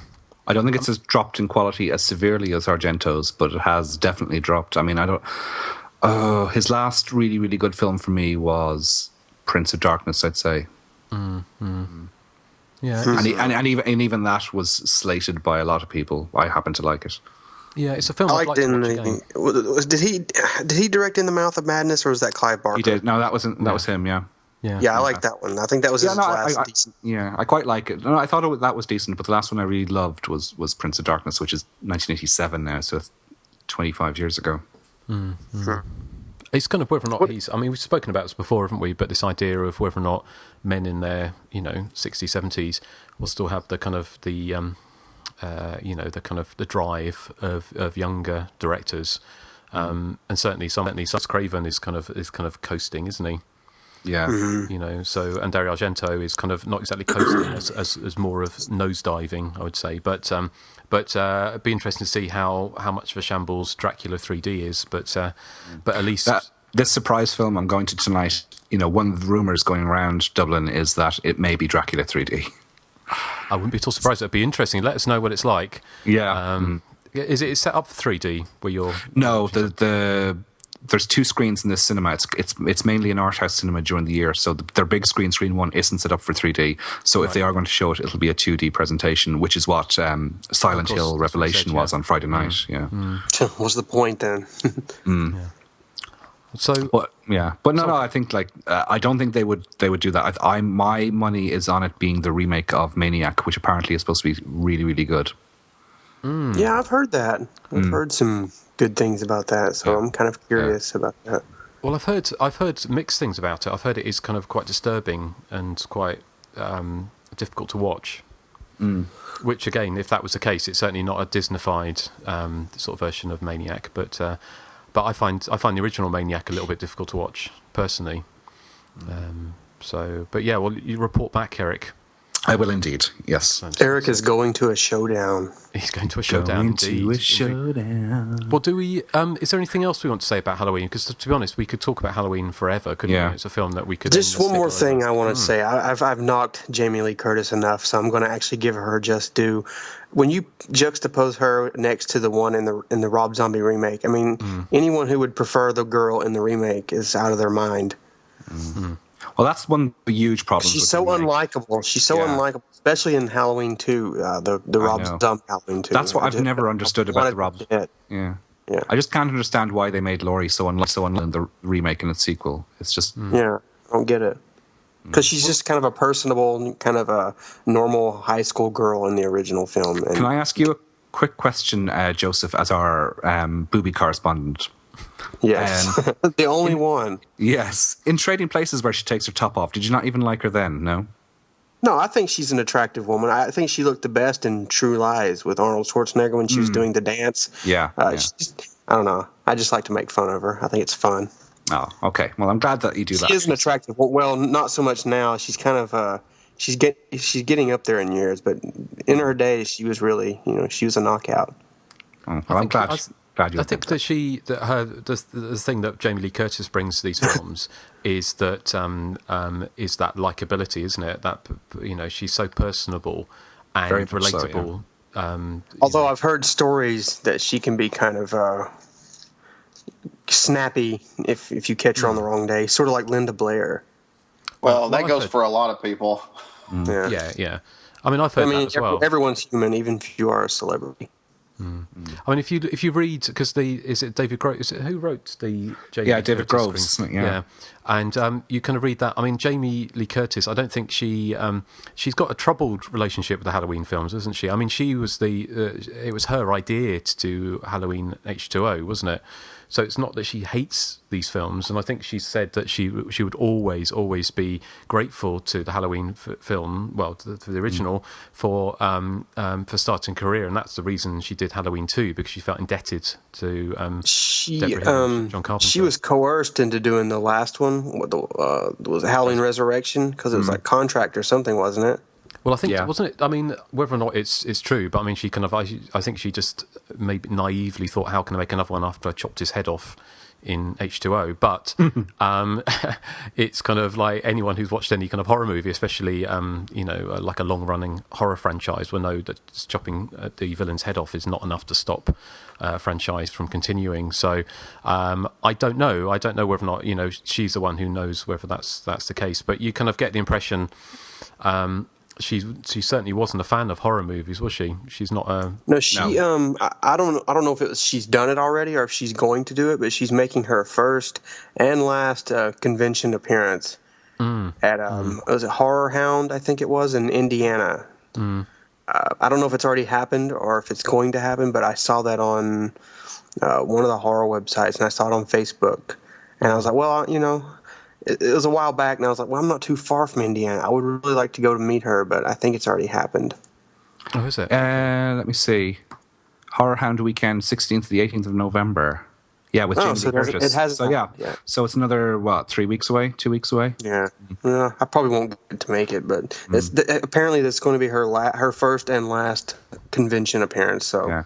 They have a suffix of it. Is it the night she came home? Okay. Yeah. Well, they're probably, if she's heard this show, which is highly unlikely, then Jamie will probably hunt you down, Joseph. She's listening to everyone, just to see if I'll make horse jokes. And just to let you know, Joseph, the only way to obtain Jamie Lee Curtis's autograph will be via prepaid autograph vouchers, which will be sold online at www.horrorhound.com prior to the event. Really? Yep. Wow, that's just kind of... Okay. Yeah. Well, it's probably because there's going to be 1 billion people there to see her, so they're trying to have some control there. Yeah. Plus, it would kind of suck to be in line and get cut off like BTK did that one year to meet Robert Englund. Yeah, poor BTK, David, the guy that posts on the Body Count Continues. He stood in line to meet Robert Englund, and he got to the very front, and then Robert Englund had to leave.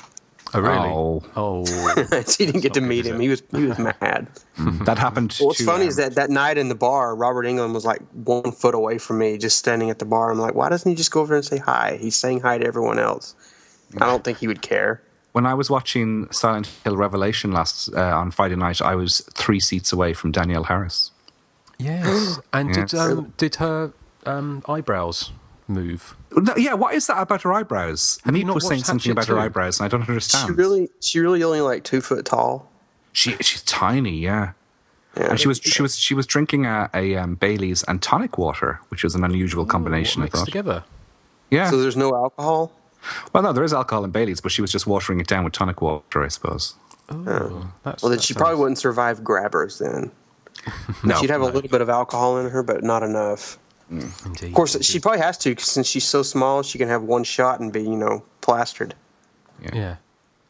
Her directorial debut was on last night. I didn't go to it because I was studying for the podcast. Among Friends, it's called. And apparently it went down quite well. It's a horror film. Mm-hmm. I think it's kind of like It's Very Bad Things, that film is called. Oh, right, okay. Yeah. With Christian Slater. It's kind of like a dinner party that somebody gets killed at and then, mayhem ensues or something. Okay. Oh, that sounds good. I like that better when it was called Stag. Oh. Yes. There's a movie called Stag that came out before Very Bad Things. It's basically the exact same movie, but I think it was better. But anyway, that's off topic. Yeah. Can I just tell you one other quick thing about the stuff I got off IMDb? And as we said before, IMDb is notorious for, because anyone can write on it. But I've just seen this thing with this kind of all the people who were considered for the role of Dr. Sam Loomis. I saw that, yeah. Did you see that? And it's kind of Peter O'Toole, Kirk Douglas, Lloyd Bridges, Chris Christopherson, David Carradine, Dennis Hopper, Charles Napier, but then it starts getting a bit kind of surreal. It's like Yul Brynner, John Belushi, and Mel Brooks. Now, can you imagine Mel Brooks chasing? Do you know who would have made a Myers great Dr. Loomis? Not Bob Hoskins. Stefania Stella. Mel Brooks with his Bob kind Hoskins would have. Bob Hoskins. Well, he's the same shape as Donald Pleasance. Well, exactly. He is the shape. He's the shape. Yeah. He's a bit more portly, though, isn't he? Would have made a good Laurie Strode. He would have made a good Annie. He would have made a good Sheriff Brackett. Do you know that Bob Hoskins just had a birthday? Yep. Mm-hmm. 71. Of course I do. But I'll tell you what he could have done. When Michael Myers was shot and fell from the balcony, if it Bob Hoskins, he could have jumped over and belly flopped on top of him and moving. See, that would have stopped it all in the water, wouldn't it? You would have. Hi, I'm Roger Rabbit. Whatever his name is. Right. Well, we're doing both movies because obviously Halloween, it's more of the night he came home. Are we going to, obviously we can talk a bit more about Halloween, but do you think it's time we should move on? Nathan, is there anything else you want to say at this juncture? You don't know what death is. Indeed.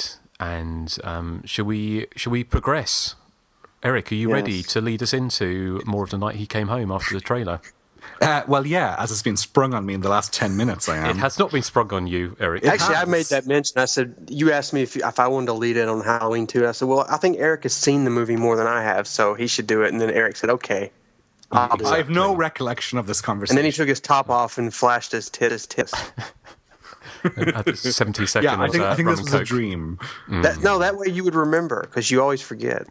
Picking up exactly where the first film left off, this time Laurie Strode is taken to the rather empty Haddonfield Memorial Clinic. The Shape hears the news of where Laurie is located on a broadcast on the radio, and he makes his way there to continue his terror campaign against the sort of nerdy young girl, but also against the staff of the sparsely populated hospital. Now, as I said earlier, Halloween 2 was the first entry in the franchise that I saw.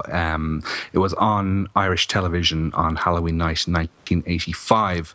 I remember it being the most terrifying experience of my life. The scares were just so effective. I was 11 years old at the time. Oddly enough, when I was in school the next day, all anyone could talk about were Pamela Susan Shoup's boobs. Surprisingly, that wasn't the topic of conversation for me. I was more interested in Michael Myers and the scares involved in the film. I think, certainly in terms of scares, it matches the original. It manages to capture the same look and feel, has the same scope as the film. One of the things I think is superior to the original is the opening credit sequence and the new improved theme music. I like sort of the epic feel of the synthesized score. I love the way in the opening credits the pumpkin imagery, the pumpkin splits apart to reveal a skull. I thought that was really, really creepy. There are problems with the film, problems that didn't occur to me when I used to watch it as a teenager, but problems that are very apparent to me now watching it again. I'll get onto them in a second, but I do think the film, certainly at the time, was underrated. It got absolutely slagged off by everyone at the time. I think it manages to have the same amount of tension and suspense as the original, whilst also adding in the sort of gore and creative murders that people had come to expect in the wake of Friday the 13th. I think all its failings are script-based, and that has to land at the feet of John Carpenter and Deborah Hill. I mean, they're the first to kind of slag off the film, but I think they created all the problems with the film. You have to suspend disbelief a lot to believe that this hospital is so deserted. It's, such a huge building with only maybe 7 or 8 people manning it. You have to believe that this teenage girl can manage to fire bullets into both eyes of the killer, in the film's climax. As we mentioned earlier, Ben Tramer just happens to have the exact same mask and overall combo as Michael Myers for some bizarre reason. Also, another laughable element that didn't bother me when I was young, but now I just cringe when I see it, is when Michael Myers falls off the balcony at the start and he leaves a perfect human print on the lawn. It's just pathetic. It's like, why did they do that? I mean, I'd say 90% of the film to me is a perfect slasher movie, but are these slight elements thrown in that kind of ruin the tension for me, and that's one of them. Another one, of course, is Jamie Lee Curtis's wig. I mean, obviously they had to go that route because the film picks up the exact moment the first one leaves off, and Jamie Lee Curtis had her short haircut at this time. And again, that was something that I didn't even notice when I used to watch it years ago, but now I find it quite distracting. But I mean, apart from all those sort of unbelievable elements, I think one of the most believable elements in the film that works against the film really, on a grand scale, is the fact that they sedate Laurie Strode for much of the film. Now, it's a believable plot point, but it means that you have, Laurie Strode she's out of the film. I mean, I think I read on some sites that she's only in the film for about 20 minutes, which is a shame because, she's one of the, the great selling points for these films, all the films she's in. I think she's a terrific actress, regardless of what Joseph says. But I do think, certainly when I saw Halloween 2 back in the 80s, I saw it as the perfect film. It was my favourite film of all time, and nothing lived up to it. And as Justin was saying, I may have watched it a few too many times because its effectiveness has kind of worn off on me, I think. And I begin to see the flaws in it. I still think, though, that it's a great sequel to a great film. I think people were quite harsh on it at the time. Justin, I'll go to you first. I know you were in the same situation as me. You saw this before the original, as you were saying. I think, it's difficult, isn't it? Because I have seen this so many times, and having said that, with the music, it's still, when that music kicks in, it still kind of gives me chills. And I think the film has, I think it's still very, very, very effective. I mean, a hospital is a great setting, but I agree with all of the pluses and negatives you've mentioned. I think Jamie Lee Curtis is wasted in this, and I think Jamie Lee Curtis, I think I'm right in saying, herself was a bit perplexed. She'd actually agreed to come back to do this film, and this was the last. I think she made this, didn't she, just before Road Games, or was it? But it's basically the last of her slasher movies before she returned to it with Halloween H2O, and she only really did it as a favour. She'd already kind of was wanting to move away from this kind of Scream Queen sort of title she had, and she wanted to branch out, and. So the fact is, they got her back in, and then they kind of wasted her for a lot of the film. It was strange. It was a strange kind of idea, and certainly with Rick Rosenthal, the director. I mean, I understand that John Carpenter saw a film which I've never seen. I don't know if any of you seen The Toya. No, I've seen Toya. Not Toya, but wasn't it called The Toya? It was called The Toya, yeah. Yes. Toyer, in case people can't get past your accent. Yes, but not as in Toyah, as in Toya Wilcox. Although wouldn't that have been funny if you'd done a video about Toya? But anyway, so obviously that was impressed John Carpenter enough to want to give him the directing gig on Halloween 2, and obviously John Carpenter had turned it down, but contractually, him and Deborah Hill were obliged to provide a script for the film, which is what they did, and slightly half-heartedly, obviously. But I think, from my understanding, and I haven't listened to the commentary on the Halloween 2, although I hear it's a little bit dull, the commentary by the director on the new Blu-ray, is that he was a bit put out that he'd basically been told to do it's a continuation of the kind of the look and the feel of Halloween, but John Carpenter is actually also a consummate businessman and realised that the horror landscape had changed quite remarkably in the 3 years since Halloween had come out. So we can talk a little bit more about that in a bit. But Halloween 2 still works very, very well for me. I mean, lots of it work. I mean, the stuff like the security guard going and a cat jumping out, I mean, is just lazy. It's kind of lazy filmmaking, but no more lazy than you could say the exactly same scene happening in Friday the 13th Part 2 from the same year. But it still has an effectiveness, and that prowling around Haddonfield at the beginning, especially when the girl is on her phone to her friend and Michael Myers is outside, and the scene where Michael Myers goes into the neighbour's kitchen when the woman's making a sandwich, stuff like that kind of still works really, really well. And certainly the ending bits of the film, I think when Jamie Lee Curtis, when finally everything kicks into gear and Michael Myers is walking down the stairs in like a slow, methodical way and walking towards Jamie Lee Curtis in the lift, and the doors are closing slowly and she just gets away. Things like that still work very, very well. The ending, it's still better than most slasher movies of the time. I think, as much as I love most slasher movies of the time, I still think it still stands up. But it's not the perfect film like Halloween is. But there's, I would say, it's as good an example of a slasher movie from 1981 as anything else released that year, I would say. And it's a strong contender for being a better movie than Friday the 13th Part 2, I think. So, so yeah. So that's my actually, on one of the one of the DVD extras I watched, Deborah Hill admitted she says they were halfway through filming and they realised that they'd made a big mistake in having Jamie Lee Curtis's character comatose or drugged for most of the film, but it was too late to go back. So, even early on, they acknowledged that was kind of a mistake. Yeah. Nathan, your thoughts on Halloween 2? I love Halloween 2. I love any horror movie set at a hospital to begin with.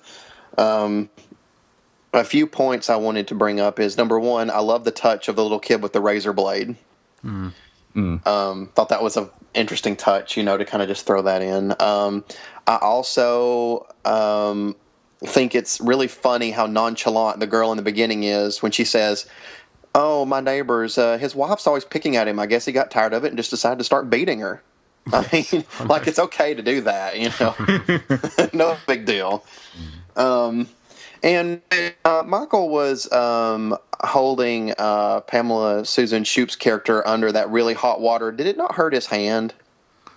No. Well, if bullets aren't going to hurt him, boiling water certainly isn't. Well, the bullet slowed him down for like 5 seconds. Yeah. But you can see when he has his eyes shot out. So. Yeah, and then he could see in the later sequels. Yeah. He's very resilient. He is very resilient. But no, I mean, I love I'm like Erik. I prefer the music in the sequel. I love the, just the way they switched it up just a little bit, but still maintained like pretty much the way the soundtrack is for the original. They just kind of added that little bit to it, but I like what they did with it. And I mean, I don't know. I mean, I love the shots of, Michael Myers just walking down the stairs in the hospital, and like the scenes of like somebody walking down the hall and passing a doorway that's like barely closing. So, I mean, I love it. It's a good movie. There are lots of those scenes, like as in the original, where you see Michael Myers loitering in the background. You like when Karen and Mrs. Alves are, she's giving out to her for arriving late, and you can see Michael Myers hanging around in the background in the the kiddie ward thing. What was y'all's opinion of Mrs. Alves? Do y'all think she's a bitch, or do you think that she just, really cared about the hospital and wanted to make sure the employees were good? I think she cared a lot about her job. I don't feel she was a nasty character. I don't either. No. Again, I find myself defending her a lot when I watch this movie with people. Yeah. Well, the thing is, she's got like quite a lot of annoying staff, isn't she? Do you know what I mean? You've got because I love the character of is it Janet, played by Anna Alicia, where Mrs. Alves asks her to go get Mr. Garrett or something, and she's like, "But he's at the other end of the hall." I mean, how long is this hall that she's so miffed she has to walk down to the end of? I know. My God, she's lazier than me. But also, you've got this hospital, and you've touched on it about it being empty, but you've got a hospital with one patient, Jamie Lee Curtis, and about 40 babies. And that's a very strange hospital, isn't it? I know. Yep, very strange. Joseph, your thoughts on Halloween 2, please. Well, I think Halloween 2 is a sloppier film than Halloween. Actually, I would call Halloween 2 Okay, that's enough from you. Go away. I would call Halloween 2 a movie and Halloween a film, but I think as a movie, Halloween 2 is really good. I think it's really well made. I pretty much agree with everything you guys have said. I think there's parts that are kind of, choppy, but as a slasher film, it works because I love the hospital setting. I think more slasher films need to be set in a hospital. There's not nearly enough. And I like a lot of the little side characters that you kind of get introduced to, like Bud and all those people, the little weirdos that work in the hospital. And I don't know, it's like an empty hospital, like you said. It's like there's no one there. And I guess that kind of adds to the whole the isolation that I guess Laurie is supposed to be in, even though she's sedated through most of the film. The one thing that I did like a lot better in Halloween 2 than I did in the original Halloween, aside from the amped up body count, is I think I like the ending better of Halloween 2, where he's in the room and he gets his eyes shot out and he's just kind of wildly swinging the knife at Laurie and Dr. Loomis, and then he gets Laurie out of the room and he's got the gas and he's like, "It's time, Michael," and he just blows the whole thing up. I really love that ending. I think it's just it's explosive, to no pun intended or anything like that. But Halloween 2, I mean, it's a lot like Halloween. It's been dissected to death, so there's really not much I can say about it except that, yeah, I do like it. Now, who was? I think it might have been you, Eric, who said it is a contender for being better than Friday the 13th Part 2. I would disagree there. I think just me. That was me. Okay, yeah, I would disagree there. I think Friday the 13th 2 is leaps and bounds beyond Halloween 2, but it's still, I think Halloween 2 is a very excellent film. Well, I would probably agree. I'd probably agree with you, Justin. I think Halloween 2 is probably that bit better than Friday the 13th Part 2. Maybe I agree because with Joseph. Oh, well, there we go. It's 2v2. Split down the middle. I mean, Friday the 13th Part 2 is fantastic, but it has its flaws. Whereas I it doesn't. There are no flaws. What, in Friday the 13th Part 2? Yeah. The only flaw is the confusing dream sequence in the beginning. That's the only flaw. Yes, of course. I knew that was coming. Yeah. But I mean, the thing is, again, it's kind of, I mean, it's, what can you say? I mean, the thing is that it's comparing two gems, and I think they're both flawed movies. But I mean, sequels are usually flawed, aren't they? I mean, this is that. The problem with Halloween 2 partly is that why it's always going to be, be kind of negative, be a negative when you look at it to the first one, is the beauty of Halloween is it's basically the beauty of it is it's how slender it is. There's no storyline fat. There's barely a plot, is there? It's all about the visuals and this kind of whisper of a plot. Whereas with Halloween 2, John Carpenter famously came up the sister angle because he sat there with a 6-pack of beer and he couldn't think of anything else. And in some ways that's quite a cynical approach by him. I mean, I'm sure we've all been there when we've had to do jobs we don't really want to have to do, so we put as little effort into as possible. And I think that does shine through in Halloween 2 to some degree. But what could he do? What could he do in Halloween 2? Could it just carry on with Michael Myers, pursuing Laurie Strode for no reason? Would that have worked? Arguably, it would have done. But he needed that plot device to get Dr. Loomis to the hospital, didn't he? For the end of the film. So I don't know, but again, I think that as a plot device, it's okay, but it's a good reason to get him there. But at the same time, it does kill that kind of mystique of him just being that silent psycho. So it's kind of like a double-edged sword. It works, and yet it doesn't work. Yeah, I mean, Eric. I mean, what else do you want to say about Halloween 2? Well, one of the things I wanted to say was that Sheriff Brackett says at one stage, "No man can take 6 sluts," and I was thinking, I'm sure Joseph could. No, Joseph. What was that? What was that? I said, Sheriff Brackett says at one stage, "No man can take 6 sluts." And I thought to myself, Joseph could. 6 sluts? Yeah. I thought he said slugs. Yeah. Oh, did he say 6 slugs? I thought he said 6 sluts. Slugs are like bullets. Oh, yeah. Slut. Okay, it's a what term if he for said bullets. Okay. You're just calling me a man whore for no reason. Why would you do that? Because I'm evil. You are evil. You've got the blackest eyes. Yeah. I have the devil's He didn't say he'd eyes. take 6 Bob Hoskins. I wish. No man could take 6 Bob Did Hoskins. anyone actually? One of the things I noticed about Halloween and Halloween 2 is illegal parking. Does anyone else notice this? Illegal parking. Yeah. In Halloween 1, when he's at the hospital, saying somebody must have been giving him driving lessons, Sam Loomis is parked in the disabled parking space. In Halloween 2, Karen, when she's running late, she pulls up and parks in visitor parking only, it says on the sign. Eric, Well, I she's think a you've watched visitor. these films far too many times. I have seen these films far too many times. Yeah. But yeah, I think there's an illegal parking thread going through the series. No? Well, Anyone else notice that?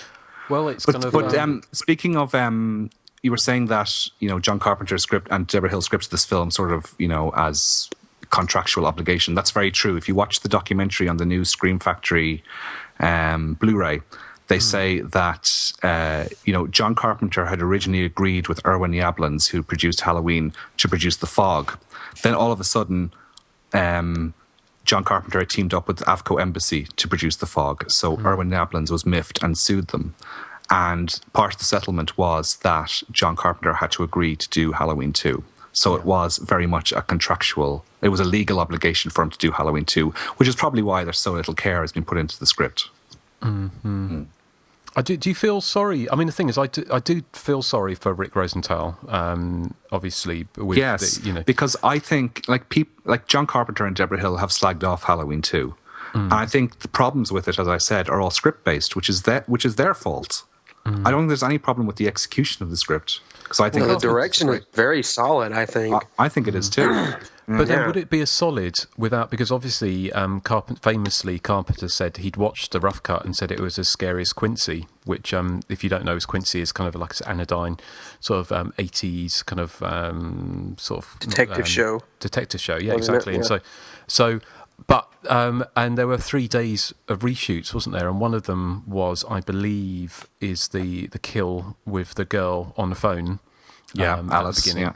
Yeah. And the scene of the boy carrying the boombox, which gives the kind of hook of, I'm not sure what the others were, because obviously we're going to come on to the TV cut shortly. Yeah. But somebody sorry, just that kid with the boombox was Dick Warlock's son, Lance. That's right. Yeah.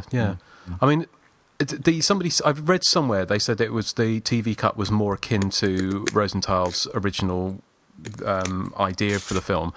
But having said that, a lot of the scenes that were added, I mean, the more gory scenes, presumably, again, I don't know whether or not there were reshoots of the death scenes to gore them up, but presumably that's certainly what I've read is Carpenter with an eye on the success of Friday the 13th, presumably, and that was the reason why he decided, and again this is kind of a business decision, that the film needed to be more like a Friday the 13th film than it did like his original Halloween, and that's why the film got into a bit of a mess, I kind of guess. But having said that, again, that's why it's such a good example of a slasher movie from 1981, isn't it? Arguably, Carpenter has no room to slag off that film. He did Memoirs of an Invisible Man. Which I didn't mind that film, actually. You do? I don't mind. I mean, I don't like it, but I don't mind it. I think his... I don't think it's terrible, but I think Chevy Chase was severely miscast. I think he was. I mean, but on the subject... His idea is a good one. Yeah. On the subject of the TV edit of Halloween 2, it comes as an extra disc, a bonus disc with the Scream Factory Blu-ray. And it was my first time seeing the TV edit, because anytime it's been screened over here, it's been the theatrical cut. And, normally the TV edit is just moments of violence removed and maybe swear words overdubbed. But in the case of Halloween 2, the film has been completely re-edited. To a large extent. I think somebody has posted it on the internet somewhere. There are 80 differences between the TV version and the theatrical version. One of them is, of course, as I said, overdubbing bad language. Justin, I think you have a clip there that can demonstrate just how terribly this is done. Oh, yes. And where are we? It is... Where did she see him? You know the shopping bag out by the mall? Well, she stopped at a light and saw him walking in that field behind the Lost River Drive-In. Julie said he was so creepy. Julie's full of sugar. He didn't escape until last night. Damn. You don't have to swear, but Well, she's a damn moron anyway. every other word you say is either hell or damn. Sorry. I guess I just foul up all the time. I mean, they don't even... Sugar. Yeah, I guess I just foul up all the time. And it doesn't even sound like the original actor's voice or anything, and that permeates throughout the film. But what's interesting as well is that for a lot of innocuous scenes, they use different takes. Like for the scene after Ben Tramer is killed by the car and the explosion, when the deputy gets out of the car and says they found 3 bodies, in a house, and one of them was Annie. They use a different take for that, and I don't understand why. The music is all over the place. They use the sort of John Carpenter's Sting effects, like they use them in real innocuous points where there's nothing happening. There's that scene where he walks into the Elrod house and steals the knife. The scene where Mrs. Elrod turns around and screams. They cut to a still frame image of Michael Myers from later in the film when he's in the the hydrotherapy room, and it just looks ridiculous. I mean, it's an absolute hoosh to watch because, it's been edited by Helen Keller, it seems. Yeah. I mean, Too also soon. too soon. Too soon. What, 100 years later? Yes. Oh, Joseph. But there's also the scene, they completely cut out the death scene of, what's the name of the nurse who gets the needle through her head? Oh, Janet, yeah. Janet and Dr. Mixter are never seen. That scene's cut out. There's also the death of Mrs. Alves is cut, and of... Yeah. Jimmy slipping in the pool of blood is cut into this climax where the explosion goes off. You see Jimmy slipping in the pool of blood as if the explosion has forced him to sort of slip. But it's bizarre, isn't it? But actually, just an aside, in that documentary on Halloween 2 on the new Blu-ray, I mean, the woman who played Janet doesn't look like she's aged a day, does she? She looks fantastic, yeah. Even it's like 31 years later. I'd say Nathan's probably a big fan of her because she was a regular in Falcon Crest. Okay. Yeah. Oh, I Nathan? love Anna Alicia. Yeah.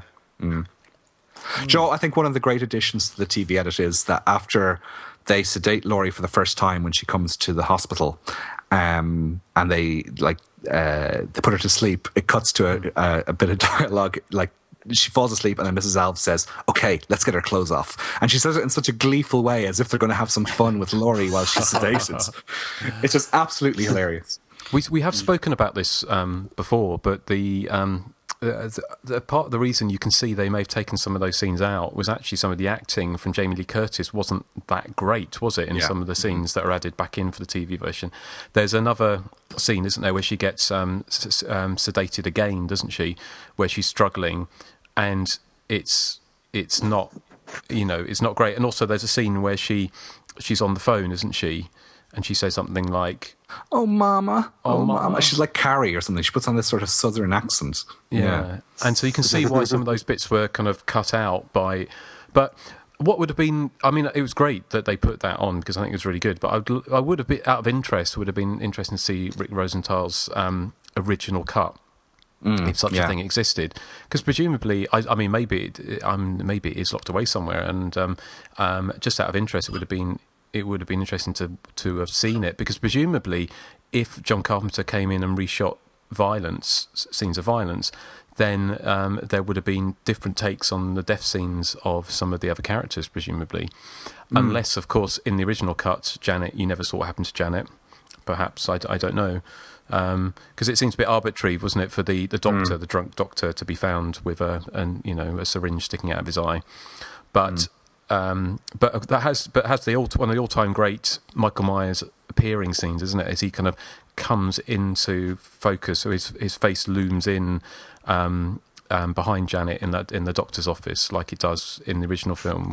Because at the top of the stairs, which I think is kind of that whole floating jack-o'-lantern type thing. What was that noise? Yeah, what was that? The animals here are having a great time chasing one another. Oh, right. It wasn't Argento going to the lavatory again, was it? No. And Jovi the dog is like, I guess she's getting irritated because Callie the cat keeps attacking her. Okay, it's like a children's TV show. That's what we need now. It's like. Well, have we got any background on the film? Anything else we want to say that that we haven't already covered? I mean, one of the things I did see was that the girl, because famously, I keep on saying famously, but when they were making Halloween 2, they brought back Annie and Linda, when they brought back Annie and Jamie for the TV scenes for Halloween, didn't they? They filmed those while they were making this. And Annie, the woman, Nancy Kyles or Nancy Loomis, is the voice on the end of the phone to the girl who gets killed near the beginning.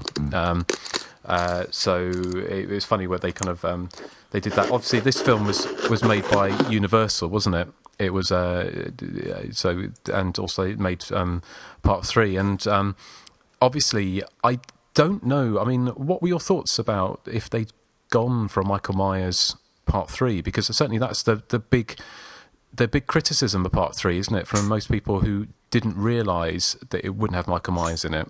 I was one of them back in the 80s. I rented Halloween 3 expecting Michael Myers. Would it have been like part 4, or would it have been a completely different story? I think it would have been completely different because John Carpenter and Deborah Hill were still on board at that stage, so I think it would have been a much better sequel than Halloween 4. Yes. Oh, yeah. I mean, it wouldn't have had Jamie Lee Curtis in it, presumably. She wouldn't have. I mean, maybe that's one of the reasons why they thought we're not going to get her back for another one. And I think they'd done their damnedest by the end of Halloween 2, shooting out his eyes and setting him on fire. That they didn't go. They went for that in the television version, and certainly on the documentary. Lance Guest says that the version he saw originally, he was surprised when he watched the theatrical version and realised he didn't live. Because he always. Well, I don't know. When I watched the theatrical version, I always assumed that he probably did live, and that they find him later, sort of just unconscious in the car. I assume he just fainted just from concussion in the car. It's supposed it's open to conjecture, but because at the end of the TV version, isn't it? Obviously, he sits up in a white sheet as that last scare, because you kind of, I kind of guess you're led to think that it's like a cheap shock at the end that Michael Myers is going to sit up and kill Jamie Lee Curtis in the ambulance. Obviously, that's not the case, but yeah, it would be interesting because I mean, you've probably heard this as well. I mean, a couple of things that come to mind was that one of the original ideas was to set it in a tower block, wasn't it? Several years after the first film, and so not to be a direct continuation, but for Michael Myers to stalk Jamie Lee Curtis, Laurie Strode around a tower block. The other thing was that both Halloween and Halloween 2 were considered to be made in 3D. And neither of them were because of the difficulty of filming that in that process.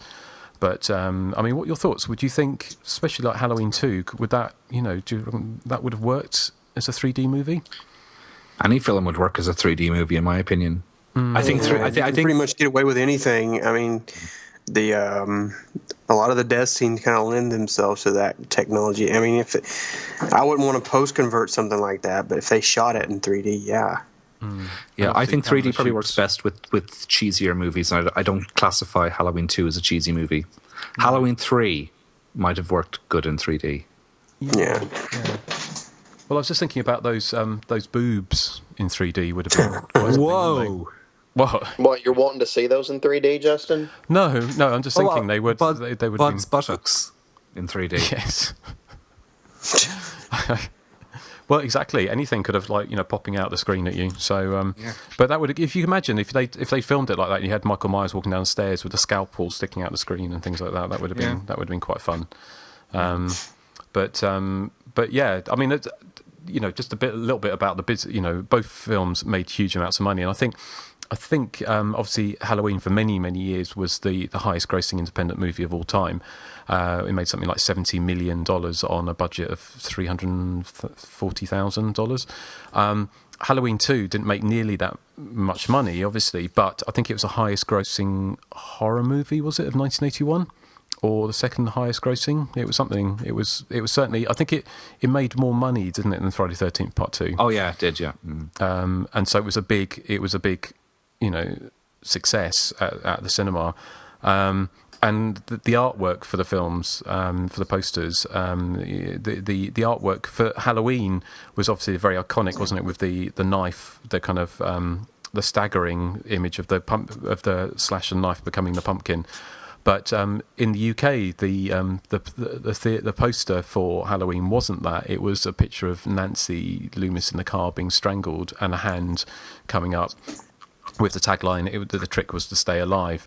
Whereas in Halloween 2, it was the fantastic image of the skull and the pumpkin that was used in both the US and the UK. But I noticed how across all of them, it's got like the quad I've got is they've all got all new, as if they had to convince audiences they weren't just going to be watching the first film again.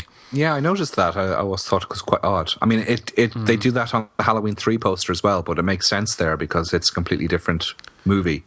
Yeah, I think it's possibly because back in the days before video, I think films were probably re-released if they were successful relatively regularly at cinemas, as I know certain films like Jaws and Rocky Horror Picture Show and things like that were kind of, I mean, they still are, aren't they? And Disney's The Love Bug, which my dad took me to about 3 or 4 times over the space of a couple of years. Okay. Yeah. So maybe, they were worried, people, because they say more of the night he came home.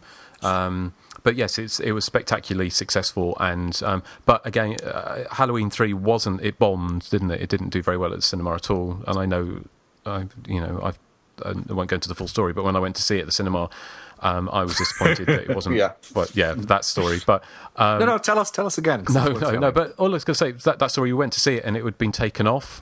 So back then, now if you went to see Quest for Fire and I pulled the man off in the cinema, his wig. Well, his wig. Yes, you ended up with the man's toupee in your hand. Yes, I did. Yes, so. Yeah, but so anyway, that was my Halloween story. So I don't think I've never seen a Halloween film on the big screen. I haven't seen any of them because Part 4, I think, was the last film that came out at the cinema in the UK. All the rest went straight to video. 7 and 8 came out theatrically. Oh, of course, yeah, of course. No, what I'm talking about. No, but I saw Halloween 6, H2O, Resurrection, and Rob Zombie's first remake. I had to go to England to see. My brother was living in Manchester at the time. It was Halloween 1989 by the time Halloween 4 came over here. So I saw Halloween 4 in the theatres, and I saw H2O, Halloween Resurrection, and then the 2 Rob Zombie abominations in the cinema. I saw Halloween. I didn't see the second one. I refused to go to the cinema to see the second one. Yeah, Part 2 came out actually when I had a monthly pass to the cinema, so I was paying just a monthly rate, and I could go see as many films as I wanted. Otherwise, I probably would have avoided it, to be honest. I wish we had monthly passes here. Do you not have them over there now? No. No, I used to pay about €18 a month, and I could go see as many films as I wanted. But now that I'm living, that in American dollars? What was that like? It'd be about $12, maybe $13. Really? Yeah. It was basically it was the price of 2 peak time films. And you could go all month whenever you wanted. Yeah, anytime you wanted. Yeah. So fair. It was really good value if you were living near town, but then I moved really far out of town, so it didn't become that much an appeal for me. Oh, well. Yeah, because most movie tickets here are like $10 just for one showing. Yeah. It's really expensive now, isn't it? Really expensive. Yeah. But, so it has to be a movie I really, really want to see before Halloween. Same with me, yeah. Yeah. I did lie, actually. No, of course it was. I did see H2O at the cinema. I can't remember if I saw Resurrection. I saw Resurrection in the cinema, but I think it was literally in and out after 2 weeks. And maybe I did. I don't think it lasted that long, to be honest. No, it didn't last long here at all. Because I went and seen it, and the next thing I knew, it was out on video. Yeah. No, I think I must have seen it at the cinema because we talked about Busta Rhymes, didn't we? And yes, the difference between the DVD version and the theatrical version. Yeah. But because certainly with Friday the 13th movies, I think after part 6 got a release in the UK on as a double bill with April Fool's Day, but then none of these until the remake came out of the cinema. Yeah. So Freddy vs. Jason, obviously, as well. Freddy vs. Jason, yeah. But so is there anything else we want to say about Halloween 2? There's one. Except to say, I just wanted to say, I agree with Bud's theme song. Amazing Grace. I want Amazing Grace to sit on my face. Yeah. And who is whoever Amazing that Grace? may be? I don't know who that is. Grace Zabriskie, whatever her name is. Oh, then never mind. I thought he just meant like in general. I don't know. Grace Jones. Grace Jones, yeah. See, Bud, to me, Bud is the unsung hero of Halloween 2. Much like Billy is the unsung hero of Friday the 13th Part 5. Yeah, they're just two party animals who wanted to party and have sex and do drugs, and that's all they wanted to do. And they didn't bother nobody, and they ended up getting killed. And they're both dating girls with big jugs. Yes, exactly. But also, he does take the nurse away from all those babies. What happened if one of those babies had a choking accident or something? Maybe she had baby fever, and he just was like, she's getting ideas in her head, so he's got to kind of persuade her not to get baby fever. Very possibly. See, I'm trying to turn this in his favor. I'm trying to make him the unsung hero. Yeah. Can I just get back to the TV version of Halloween 2 for a second? I was saying earlier that one of the great things about Michael Myers, certainly in the first one, is the fact that he's so casual and doesn't seem to care. In Halloween 2's TV edit, the scene where he comes in and stabs what turns out to be pillows, in the TV version, he just pulls back the blankets and notices the pillows there, and he picks up one of the pillows and throws it away, sort of in a really angry gesture. And I'm really glad that was removed from the theatrical version, because I don't want Michael Myers to display anger. I like the fact that he shows just indifference to everything he does. Yeah, no, it's. I mean, I think it's kind of. It was good that we did both these films, because we could have done a separate show on both the films, really, couldn't we?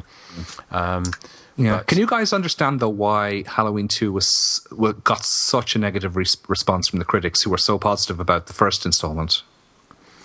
Is it solely down to the ante in the gore department? I think it's the body count. I mean, a lot of these critics like the kind of subdued aspect of the original, and then Halloween 2 is more in your face. Let's see how many people we can kill. And there's nothing wrong with that in my eyes, but a lot of these stuffy critics just didn't particularly care for that aspect. I mean, I can understand a critic giving Halloween maybe 3 stars and giving Halloween 2 2 stars, but there was far much more of gap than that.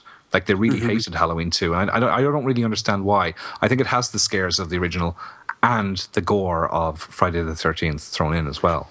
So. But I think that's exactly why they didn't like it, because I think it was, from what I can read, a lot of the film critics by 1981, by the time that came out in around Halloween 1981, they'd sat through 100 slasher movies, Friday the 13th and Halloween-inspired slasher movies, and they were just fed up to the back teeth of them, basically. See, if I were a critic around 1981, I would have been joyous, to sit through that many movies and get to write about them, and then Halloween 2 come out. I've been like, wow, this one's good as well. 4 stars. But we weren't. If you were living in Ireland, it would have been 1982.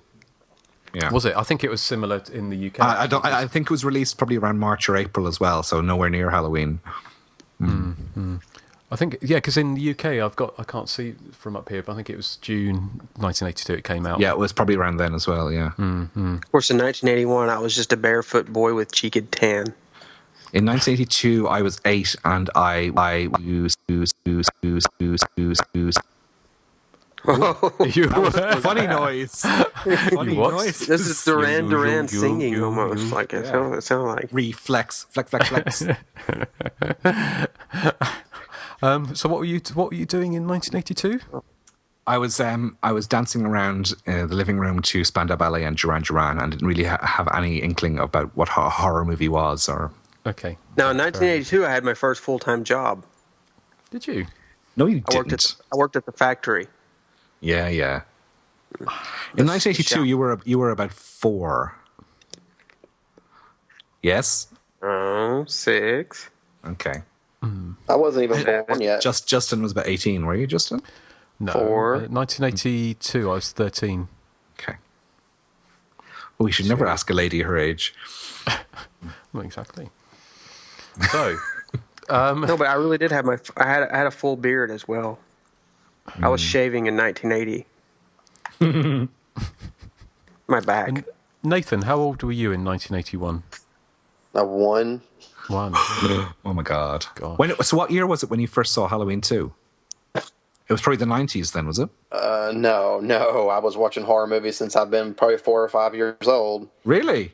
Oh yeah, I used to watch Halloween TV and everything. I mean, I used to watch those when I was probably about 5 or 6. I remember talking about scary movies when I was in kindergarten. I was enacting out Slumber Party Massacre and. Oh, so when did you see your first horror movie, Justin? Because I was, I guess I was about 13, 14 when I started getting into horror, so I was probably a late adopter. I was probably about 13 or 14 when I saw Friday the 13th and Halloween 2 for the first time, but I'd been watching kind of like Race of the Devil and all the kind of the Hammer horror and things like that around probably from the age of 9 or 10. I do remember watching Jaws 2 with my brother, and it got a bit too intense for me, so I had to go to bed. And my brother told me what happened in the end the next day. So, but apart from that, my first exposure to horror probably was that screening of Halloween 2. Okay. See, mine was The Hills Have Eyes, and I think it was 84 maybe or 83. I just know it was on HBO. Hello. Hello? Yes? Yeah. Why are you saying hello? Are you Lionel Richie? Is it me you're looking for? Yeah. I'm gonna sculpt a thingy of Nathan out of clay now. Is Nathan taking? Why? Like in the video for Hello. I don't know what you're talking about. The blind girl sculpts. I can see it in your eyes. The blind girl sculpts a bust of Lionel Richie. Yeah. Then Why did he say hello? I'm lost. Did someone? I heard. It must have been before I was born. Hey, I'm getting confused now because I thought this is turning into a Salvador Dali podcast. I know. I thought I heard a phone ringing. Sorry, did you? Eric, what? Did you hear a phone ringing? No. Oh, it must have been from downstairs. All I heard was I was talking, then I heard Nathan go hello. Yeah, and I said, "Is that Lionel Richie?" Oh well, I think. This is getting really confusing, isn't it? Because I think the phone rang downstairs, and then I heard Nathan say hello. So I thought the phone was ringing on his end. No, I said hello because all the sound just dropped. Like I couldn't hear any of you. Oh, gosh. This is well, I think maybe we should move on to feedback. Dancing on the ceiling. Wow. Well, we haven't got any cat shit this episode, but we had we certainly had a surreal interlude regardless. Yeah. So to wrap up on Halloween 2, Caribbean Eric, Queen. That's Billy Ocean. And Eric, the same dream. you know you keep on saying you don't remember saying you're going to do things, but you do remember you're going to sing Mr. Sandman. Oh yeah, I do actually remember saying that. Yeah. Yes, so I do actually. That was one of the things I meant to mention about Halloween 2. I love the inclusion of the Mr. Sandman song at the start and the end credits. Fits really well. It does, and it reminds in Insidious they do the same kind of thing with Tiptoe Through the Tulips by who sings that again? Tiny Tim. That's it. I think they take sort of a classic sort of 30s 40s song and make it very sinister by including it in a sort of horror context. Yeah, I don't think it works as well in Insidious as it does in Halloween 2. No, but I do think it works really well in Insidious, though, I have to say. Yeah, because his voice is so high pitched. Yeah, that it's weird. Yeah. We'll have to cover his slasher movie, won't we? Tiny Tim's Blood Harvest. Yes. Ooh. Is it a Harvest of Blood? I've never seen it. I've never seen it either. It's just Blood Harvest. I think I might have very seen good, but I can't really remember. Okay, a bonus point if you can name who sang Mr. Sandman on the soundtrack to Halloween 2. Oh, Aretha Franklin. No, not Aretha Franklin. What did you say, Nathan? The Shirelles. No, it's the Cordettes. Oh. Well, we'll play out with that with Erik. What about the singing Corvette? No. Right, I'm going to call a point to order. Let's move on to feedback because I think we're in danger of becoming ever more sort of, what's the word for it? What was the one episode mental. We did where it was just insane? I mean, all of them are like that. But Bloody Moon. Bloody Moon, it's gosh, becoming like the Bloody Moon again, all over again. Oh, honestly, how far-fetched. That's a bit gruesome or something. Well, here's the contact details of how to contact the show and tell us how professional we are. So You can contact us via email at the.hysteria.continues@gmail.com. Our voicemail line is 858-233-9281. We are on Twitter. That's twitter.com/THC_podcast. And finally, look us up on Facebook by searching for The Hysteria Continues. Thanks for listening. Thank you. And I recorded that this morning, and I was really sleepy, so I sound like like you have a cold. Yeah, I was like, contact us via email at the Hysteria Continues. But yeah, that's the contact details. You were just waking up after a visit from Mr. Sandman. Yeah, Mr. Sandman did not bring me a dream. Did he not? No. Well, feedback. Feedback. Yes, feedback. Feedback. What feedback do we have? I have one. Oh, well, then you go first. I've got a big one. What, a bit of feedback? Eric? A bit of feedback I meant. What did you think I meant? Eric. Hey, did you hear that? Nathan has nothing. Well, this one ends with talk about your backside, Eric. So, here we go. Please, by all means, let's hear this one first. Yeah. Right. Hi, Justin. A big hello to you and your fabulous co-hosts, Erik, Joseph and Nathan. I'm just done listening to the latest episode covering Fatal Frames. I just wanted to add a little bit of info that might explain the sublime Stefania Stella's anointing as Napoleonic Madonna. I think that the word that might have been originally used as Neapolitan, which means from Naples, Italy, and it somehow got confused afterwards. So I should believe it should be the Neapolitan Madonna. Curiously enough, when you search the word Neapolitan on Wikipedia, the first thing that comes up is not to be confused with Napoleon. On the other hand, if it does turn out that it's indeed the Napoleonic Madonna, I guess it would make some kind of poetic sense, as she must have an ego worthy of Napoleon, considering her scenery-chewing and charismatic, in inverted commas, performance on Festa's film. One other tidbit, not related to Fatal Frames, have you guys noticed that in 1982's The Slayer, every time a character is killed, there is a scene soon after where you can hear a clock chiming in the background, the number of people that are still left? So obviously the chimes decrease as the film rolls along. Creepy. Please keep it up, guys. The podcast, I mean. There ain't no other as good as yours. And if I'm mistaken about anything, I just wrote, I'll eat Eric's ass. And that... Ooh. Yes. And that was from... don't say I didn't put down who it's from. It was from Xavier in New York City. So thank you, Xavier.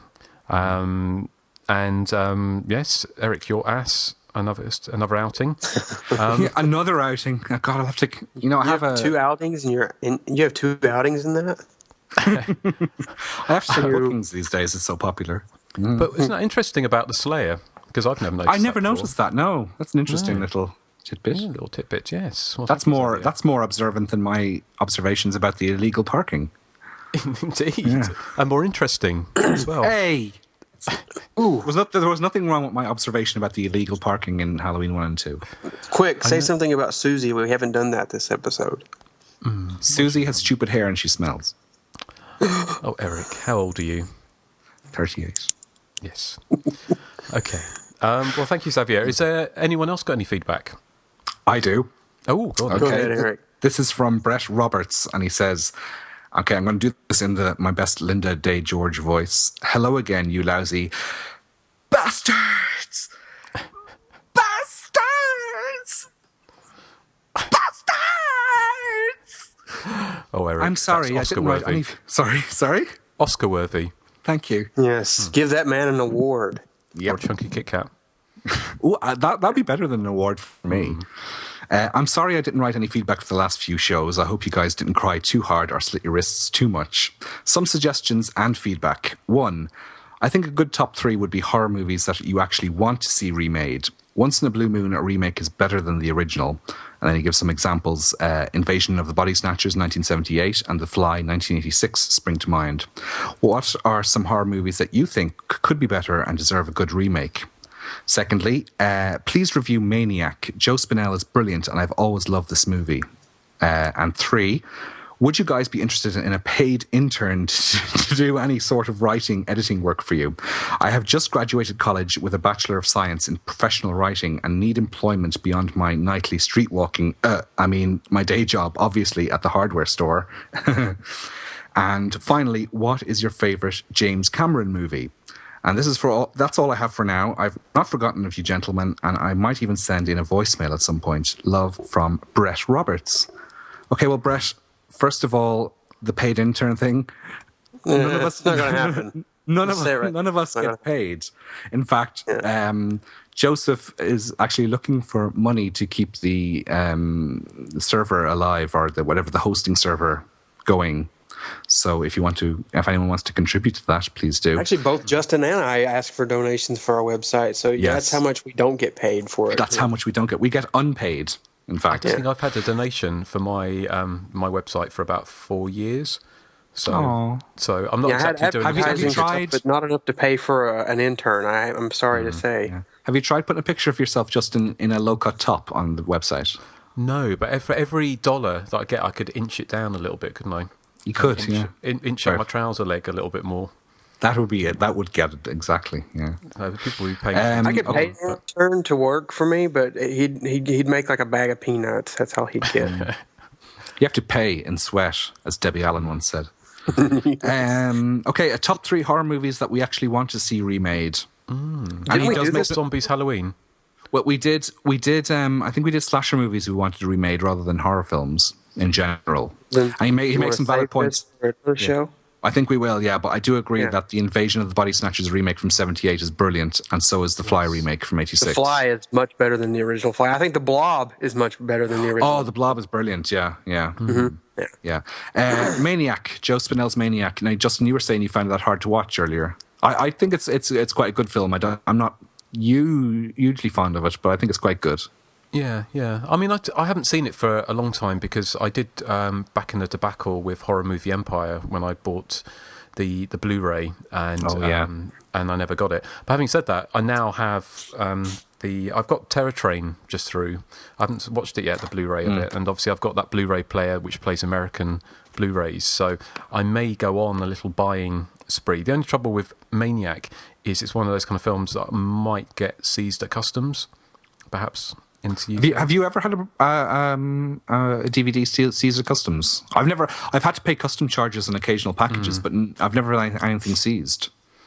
I've not had anything seized, but I think there are still a list of films which you're not supposed to import, I think. So my flatmate actually had a Woody Allen box set seized at customs.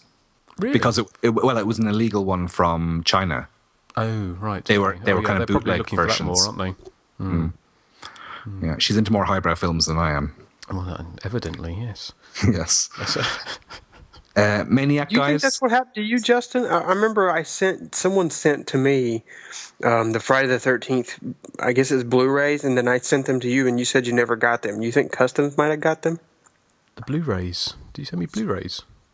Yeah, a long time ago, someone was sending you Blu-rays, and they couldn't send it to the United Kingdom. They needed to send it to someone in the States. So they sent it to me, and then I sent it to you, but you never got it. Oh, yeah. It was the first 3. It could have been, or it just got lost. It sometimes happens, because I've had a couple of things go missing in the post recently. So have I, including my Halloween 3 Blu-ray, which I eventually had to reorder from eBay, and it arrived 1 day later. Oh, really? You didn't get it? I never got it from the States, from DVD Planet, but they very kindly reimbursed me and said, really sorry about that. And I everything else I've ordered from them has arrived fairly promptly. So I ordered it off eBay and it arrived the next day. The next working day, I should say. I ordered it on a Friday and it arrived on the Monday. Yeah. Okay. Well, I mean, are we going to... Maybe we can have a look at... we were looking for some top 3, so maybe your top 3 horror movies we'd like to see remade might be quite an interesting thing. So, and Maniac, I'm sure, is one that will be on our future list of things to review. Favourite James Cameron movie? For me, if you'd asked me this question 15 years ago, I would have said Aliens, but now I would say The Abyss. Probably The Abyss Special Edition, for me, would probably be my favourite James Cameron movie. Okay. I'd say The Terminator. Piranha 2 is a lot of fun, I have to say. Yes. I'll go with The Terminator. The first Terminator is my favorite. I think for me as well, probably it's Terminator. But yeah. I mean, he made some great films, but I think he's lost the plot recently. I didn't really care for Titanic or Avatar. Well, he's not making movies now. He's making important things. Yeah. He's got an ego now, so there you go. Yeah. I enjoyed Titanic and The Abyss. I think they're very entertaining films, but they're not... Avatar, Titanic is entertaining? Sorry, Avatar, yeah. My cinema experience with Avatar was the fact that I went with my flatmate again, and we were both pelted with Maltesers throughout the film. Were you? Yep. Was that Nigel? Why? No, actually, I should say hello to Nigel because I met him on Friday night because he works at the Horathon, and he introduced me to Danielle Harris. So, hello, Nigel. Hello, Nigel. We'll see. I'll probably see you again tonight at some stage. Although you probably won't be listening to this till after the Horathon. But. So, who was pelting you with Maltesers? Did you have your mouth open? Kids. No, they were coming from behind. You were misses. Would you have put your hands behind your back and opened your mouth like a seal if they were throwing like Mars bars or chunky Kit Kats at you? Do you get Maltesers? No, you see, normally I would like to have Maltesers thrown at me, but in this instance I didn't. And I turned to my flatmate at one stage and went, Did you just get hit by a Malteser? And she went, yeah, that's about the second or third one. And I went, I'm going to kill somebody. And she said, look, because she knows that I have a real low tolerance for chavs. And she said, look, just stay calm, deep breathing. So I hated Avatar, and probably that is one of the main reasons why. Okay, well, there you go. So, thank you, Brett, for writing. So Brett, or anyone out there listening, if you're going to throw Maltesers at me, just give me the bag and let me eat them. That's probably the best thing. Fair enough. So, do we have any more feedback? Yeah, I got one here from Jeffrey Canino. I'm hoping I'm pronouncing that right. He says, hello, sweet Hysterians. I'm writing in this evening to express my continuing appreciation of your podcasting efforts. For the entirety of October, I've been making my way through 31 slasher films that I've yet to have seen previously in an event I've taken to calling Slashtober.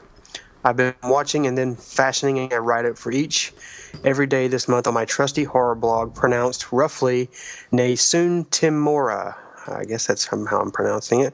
If you feel like plugging me, I'm not going to spell that out. Sorry. I'll just have to look that up. To say the least, it's been a quite singular experience in my movie watching history, but the highlights have undoubtedly been each occasion that I've been able to revisit one of your episodes this month, armed with my own newly formed impressions of the films covered. Your recent episode on Movie House Massacre, with special regard to Nathan's interview with that likable rogue Rick Sloan, was a particular pleasure. This experience has also left me anticipating future episodes of your fine program.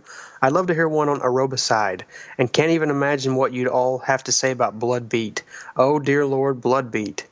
Lastly, yes, I would agree with him there. I think that's typing. Yeah, I think Justin had mentioned Bloodbeat at one point. On our very first episode, about possibly, yeah. Lastly, in anticipation of your Halloween 2 episode, inquiring minds want to know, what are your Halloween viewing traditions? Are there any particular gruesome favorites that always find their way into your seasonal viewing schedule? For me, I guess it would be... I don't really watch Halloween that much anymore because I'm kind of burnt out on it, to be honest.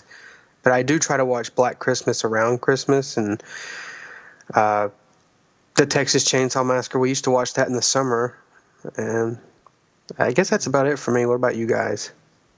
I know we did watch Halloween once in near Halloween last year when we had movie nights, but this year I haven't really done any kind of seasonal watching. I've been kind of busy. Well, but what about you guys? Yeah, over here in Ireland, Halloween is not... is it a public holiday in the States? Like, do you get the day off work for Halloween? No. I wish. No. I wish. Sometimes, I guess sometimes, I had a job once that sometimes if it was kind of like slow, they'd send everyone home like at around noon.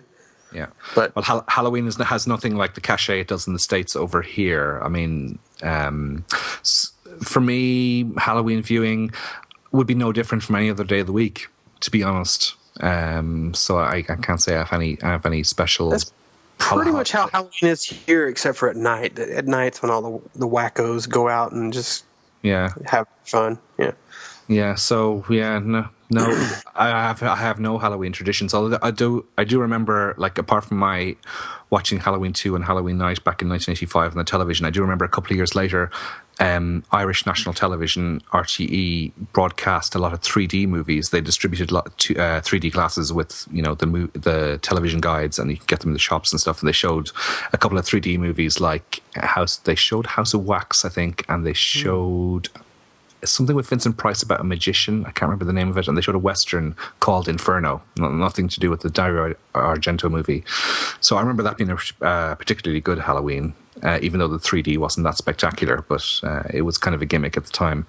But there's nothing I do every year, really, to be honest. Although this year on Halloween Eve, which is Tuesday the 30th, I will be going to see the original Halloween on the big screen, even though I watched it twice this week. So I don't know how I'm going to enjoy it, but it'll be my first opportunity to see it in a theatre. So it's a real shame because it's only playing in Bristol on Wednesday night, on Halloween night, and that's the night in London, which is a real pain. Well, what's been a real pain over here, and this is what they call a first world problem, is that there are two competing cinemas are showing tons of brilliant horror films at the same time. Like when I was watching Slice and Dice on Friday night, in the other screen at the Horrorthon was, as I said, Zombie Flesh Eaters and Deep Red on a double bill, whilst 10 minutes away at another cinema was Suspiria, which I would have loved to see on a big screen. And last night they showed Child's Play and Nightmare on Elm Street on an 80s double bill. Tonight they're showing The Mist in black and white. Okay. Tomorrow night it's Poltergeist, but that clashes. I'm going to see Nightbreed, the new director's cut of Nightbreed. I'm going to see instead, and then on Tuesday night they're showing Halloween, so I'm going to go see that. So I think Patrick from Scream Queens, he said he went to see Nightbreed, didn't he? The director's cut. And he said what do you think? Yeah. Well, I think he quite enjoyed it, but he said a lot of it, the inserts and stuff, is like really kind of subpar VHS quality. That's, because Nigel, I was talking to Nigel, he saw it at Fright Fest in London back in August, and he said I asked him, like, were the inserts as noticeable as on the My Bloody Valentine unrated version? And he said they're slightly below that quality, but they're still not as jarring as he was expecting. Okay. But it'll be interesting to see, because I haven't seen Nightbreed since 1990, so I have absolutely no recollection. I mean, I read the novella, which I remember really enjoying, and I saw the film when it came out, and I remember thinking it was a bit iffy. So I remember the Nightbreed versus Rawhead Rex comic book. I think it was that. That's really? That's about the extent of my memory of Nightbreed, is that comic book. You guys are about to lose me. I've got like 2% left on my phone battery. Let's quickly mine's rather low. I think mine will last a little bit longer. So let me finish this up real quick. Then I'm going to go ahead and give everyone the address to his blog, so I'll feel better. It's nessuntimore.blogspot.com. But lastly, he says, perhaps bizarrely, during Halloween, I don't let one viewing slip by I don't go without viewing Ernest Scared Stupid, which probably says far too much about me. At any rate, I realize that your special Halloween episode may have already been recorded and released by the time this question is read. No, it hasn't. But we're all weirdos who celebrate Halloween year-round in our town in our own small ways. So your answers will still be appreciated. Thanks again for your hours upon hours of mayhem, matrons, and feline flushing. And I just realized we didn't have a cat flushing a toilet this episode. And actually, we didn't ask Justin and Nathan what they do for Halloween night. Although I know Justin's going to the theatre this year. Yeah, Nathan. And Nathan's going to get a new phone charger for Halloween. Yeah. I don't have a tradition on Halloween night. I try to watch Halloween sometime the month of October every year, though. Yeah. Well, same here. Same here. I try and do that. And when I'm going to the theatre on Halloween night, it sounds very highbrow, but I'm actually going to see Dina Martina, who's a very twisted drag queen, doing a Halloween show in London, in Soho. So it's still quite... That should be fun. Whereabouts? What's the venue? I'm not sure. It's a theatre in Soho in London. But, but I did see her when I was in America, and she's really, really funny. She's very twisted, but not in a horrible way, but just in a kind of really surreal kind of way. Oh, is she kind of the chunky one with the ill-applied makeup? Yes, and a hairy back. Yes, okay. Yes. Yeah. So I've seen the pictures, yeah. Yeah. Well, no, she's hilarious. But and also talking horror, well, I said we went to that Mexican thing last night, but it was so cold that we went to a bar down on the waterfront in Bristol, and it is a horror watching people walking past, because it's been like that since I was a teenager. There's always, used to call them Kevs and Shazzes, which are kind of the people going out, the men going out in t-shirts and the women going out in miniskirts, regardless of the weather. It could be -40, but they still always go out in very skimpy clothes. And I think we might have there goes lost Nathan. Oh well. So yes, we've lost Nathan. His battery has run out. Yes, we've been talking for so long. But just quickly to wrap that up. We were sat there and we were in this bar watching, and there was all these hen parties going past, and there seems to be endless hen parties whenever I'm down there. And the ones we saw, the ones that really took my breath away, as I reckon it was these very large ladies dressed as French maids, but they all had huge inflatable strap-on penises on as well. So that's a Bristol night out for you. But I think I'm sold. I want to move to Bristol. So you want to move to Bristol? Yeah, I'm sold on that. Well, I did get a photo of it. I'll send it to you if it'll come out. But we should say, as now Nathan's gone, I think he won't get a chance to hear you singing along to the music we're going to play out with. Okay. Are you going to sing along to this? I will, because I promised I would. Okay. And of course, the audience demands it. It's like X Factor. Exactly. Well, here we're going to play it all, and this is Mr. Sandman from the end of Halloween 2. And feel free to join in, Justin and Joseph, if you like. Yes. Okay. I'll try. I'll harmonise. Okay, and here we, singing us out with Mr. Sandman is Erik Lee Curtis. Sandman, I'm so alone. Don't have nobody to call.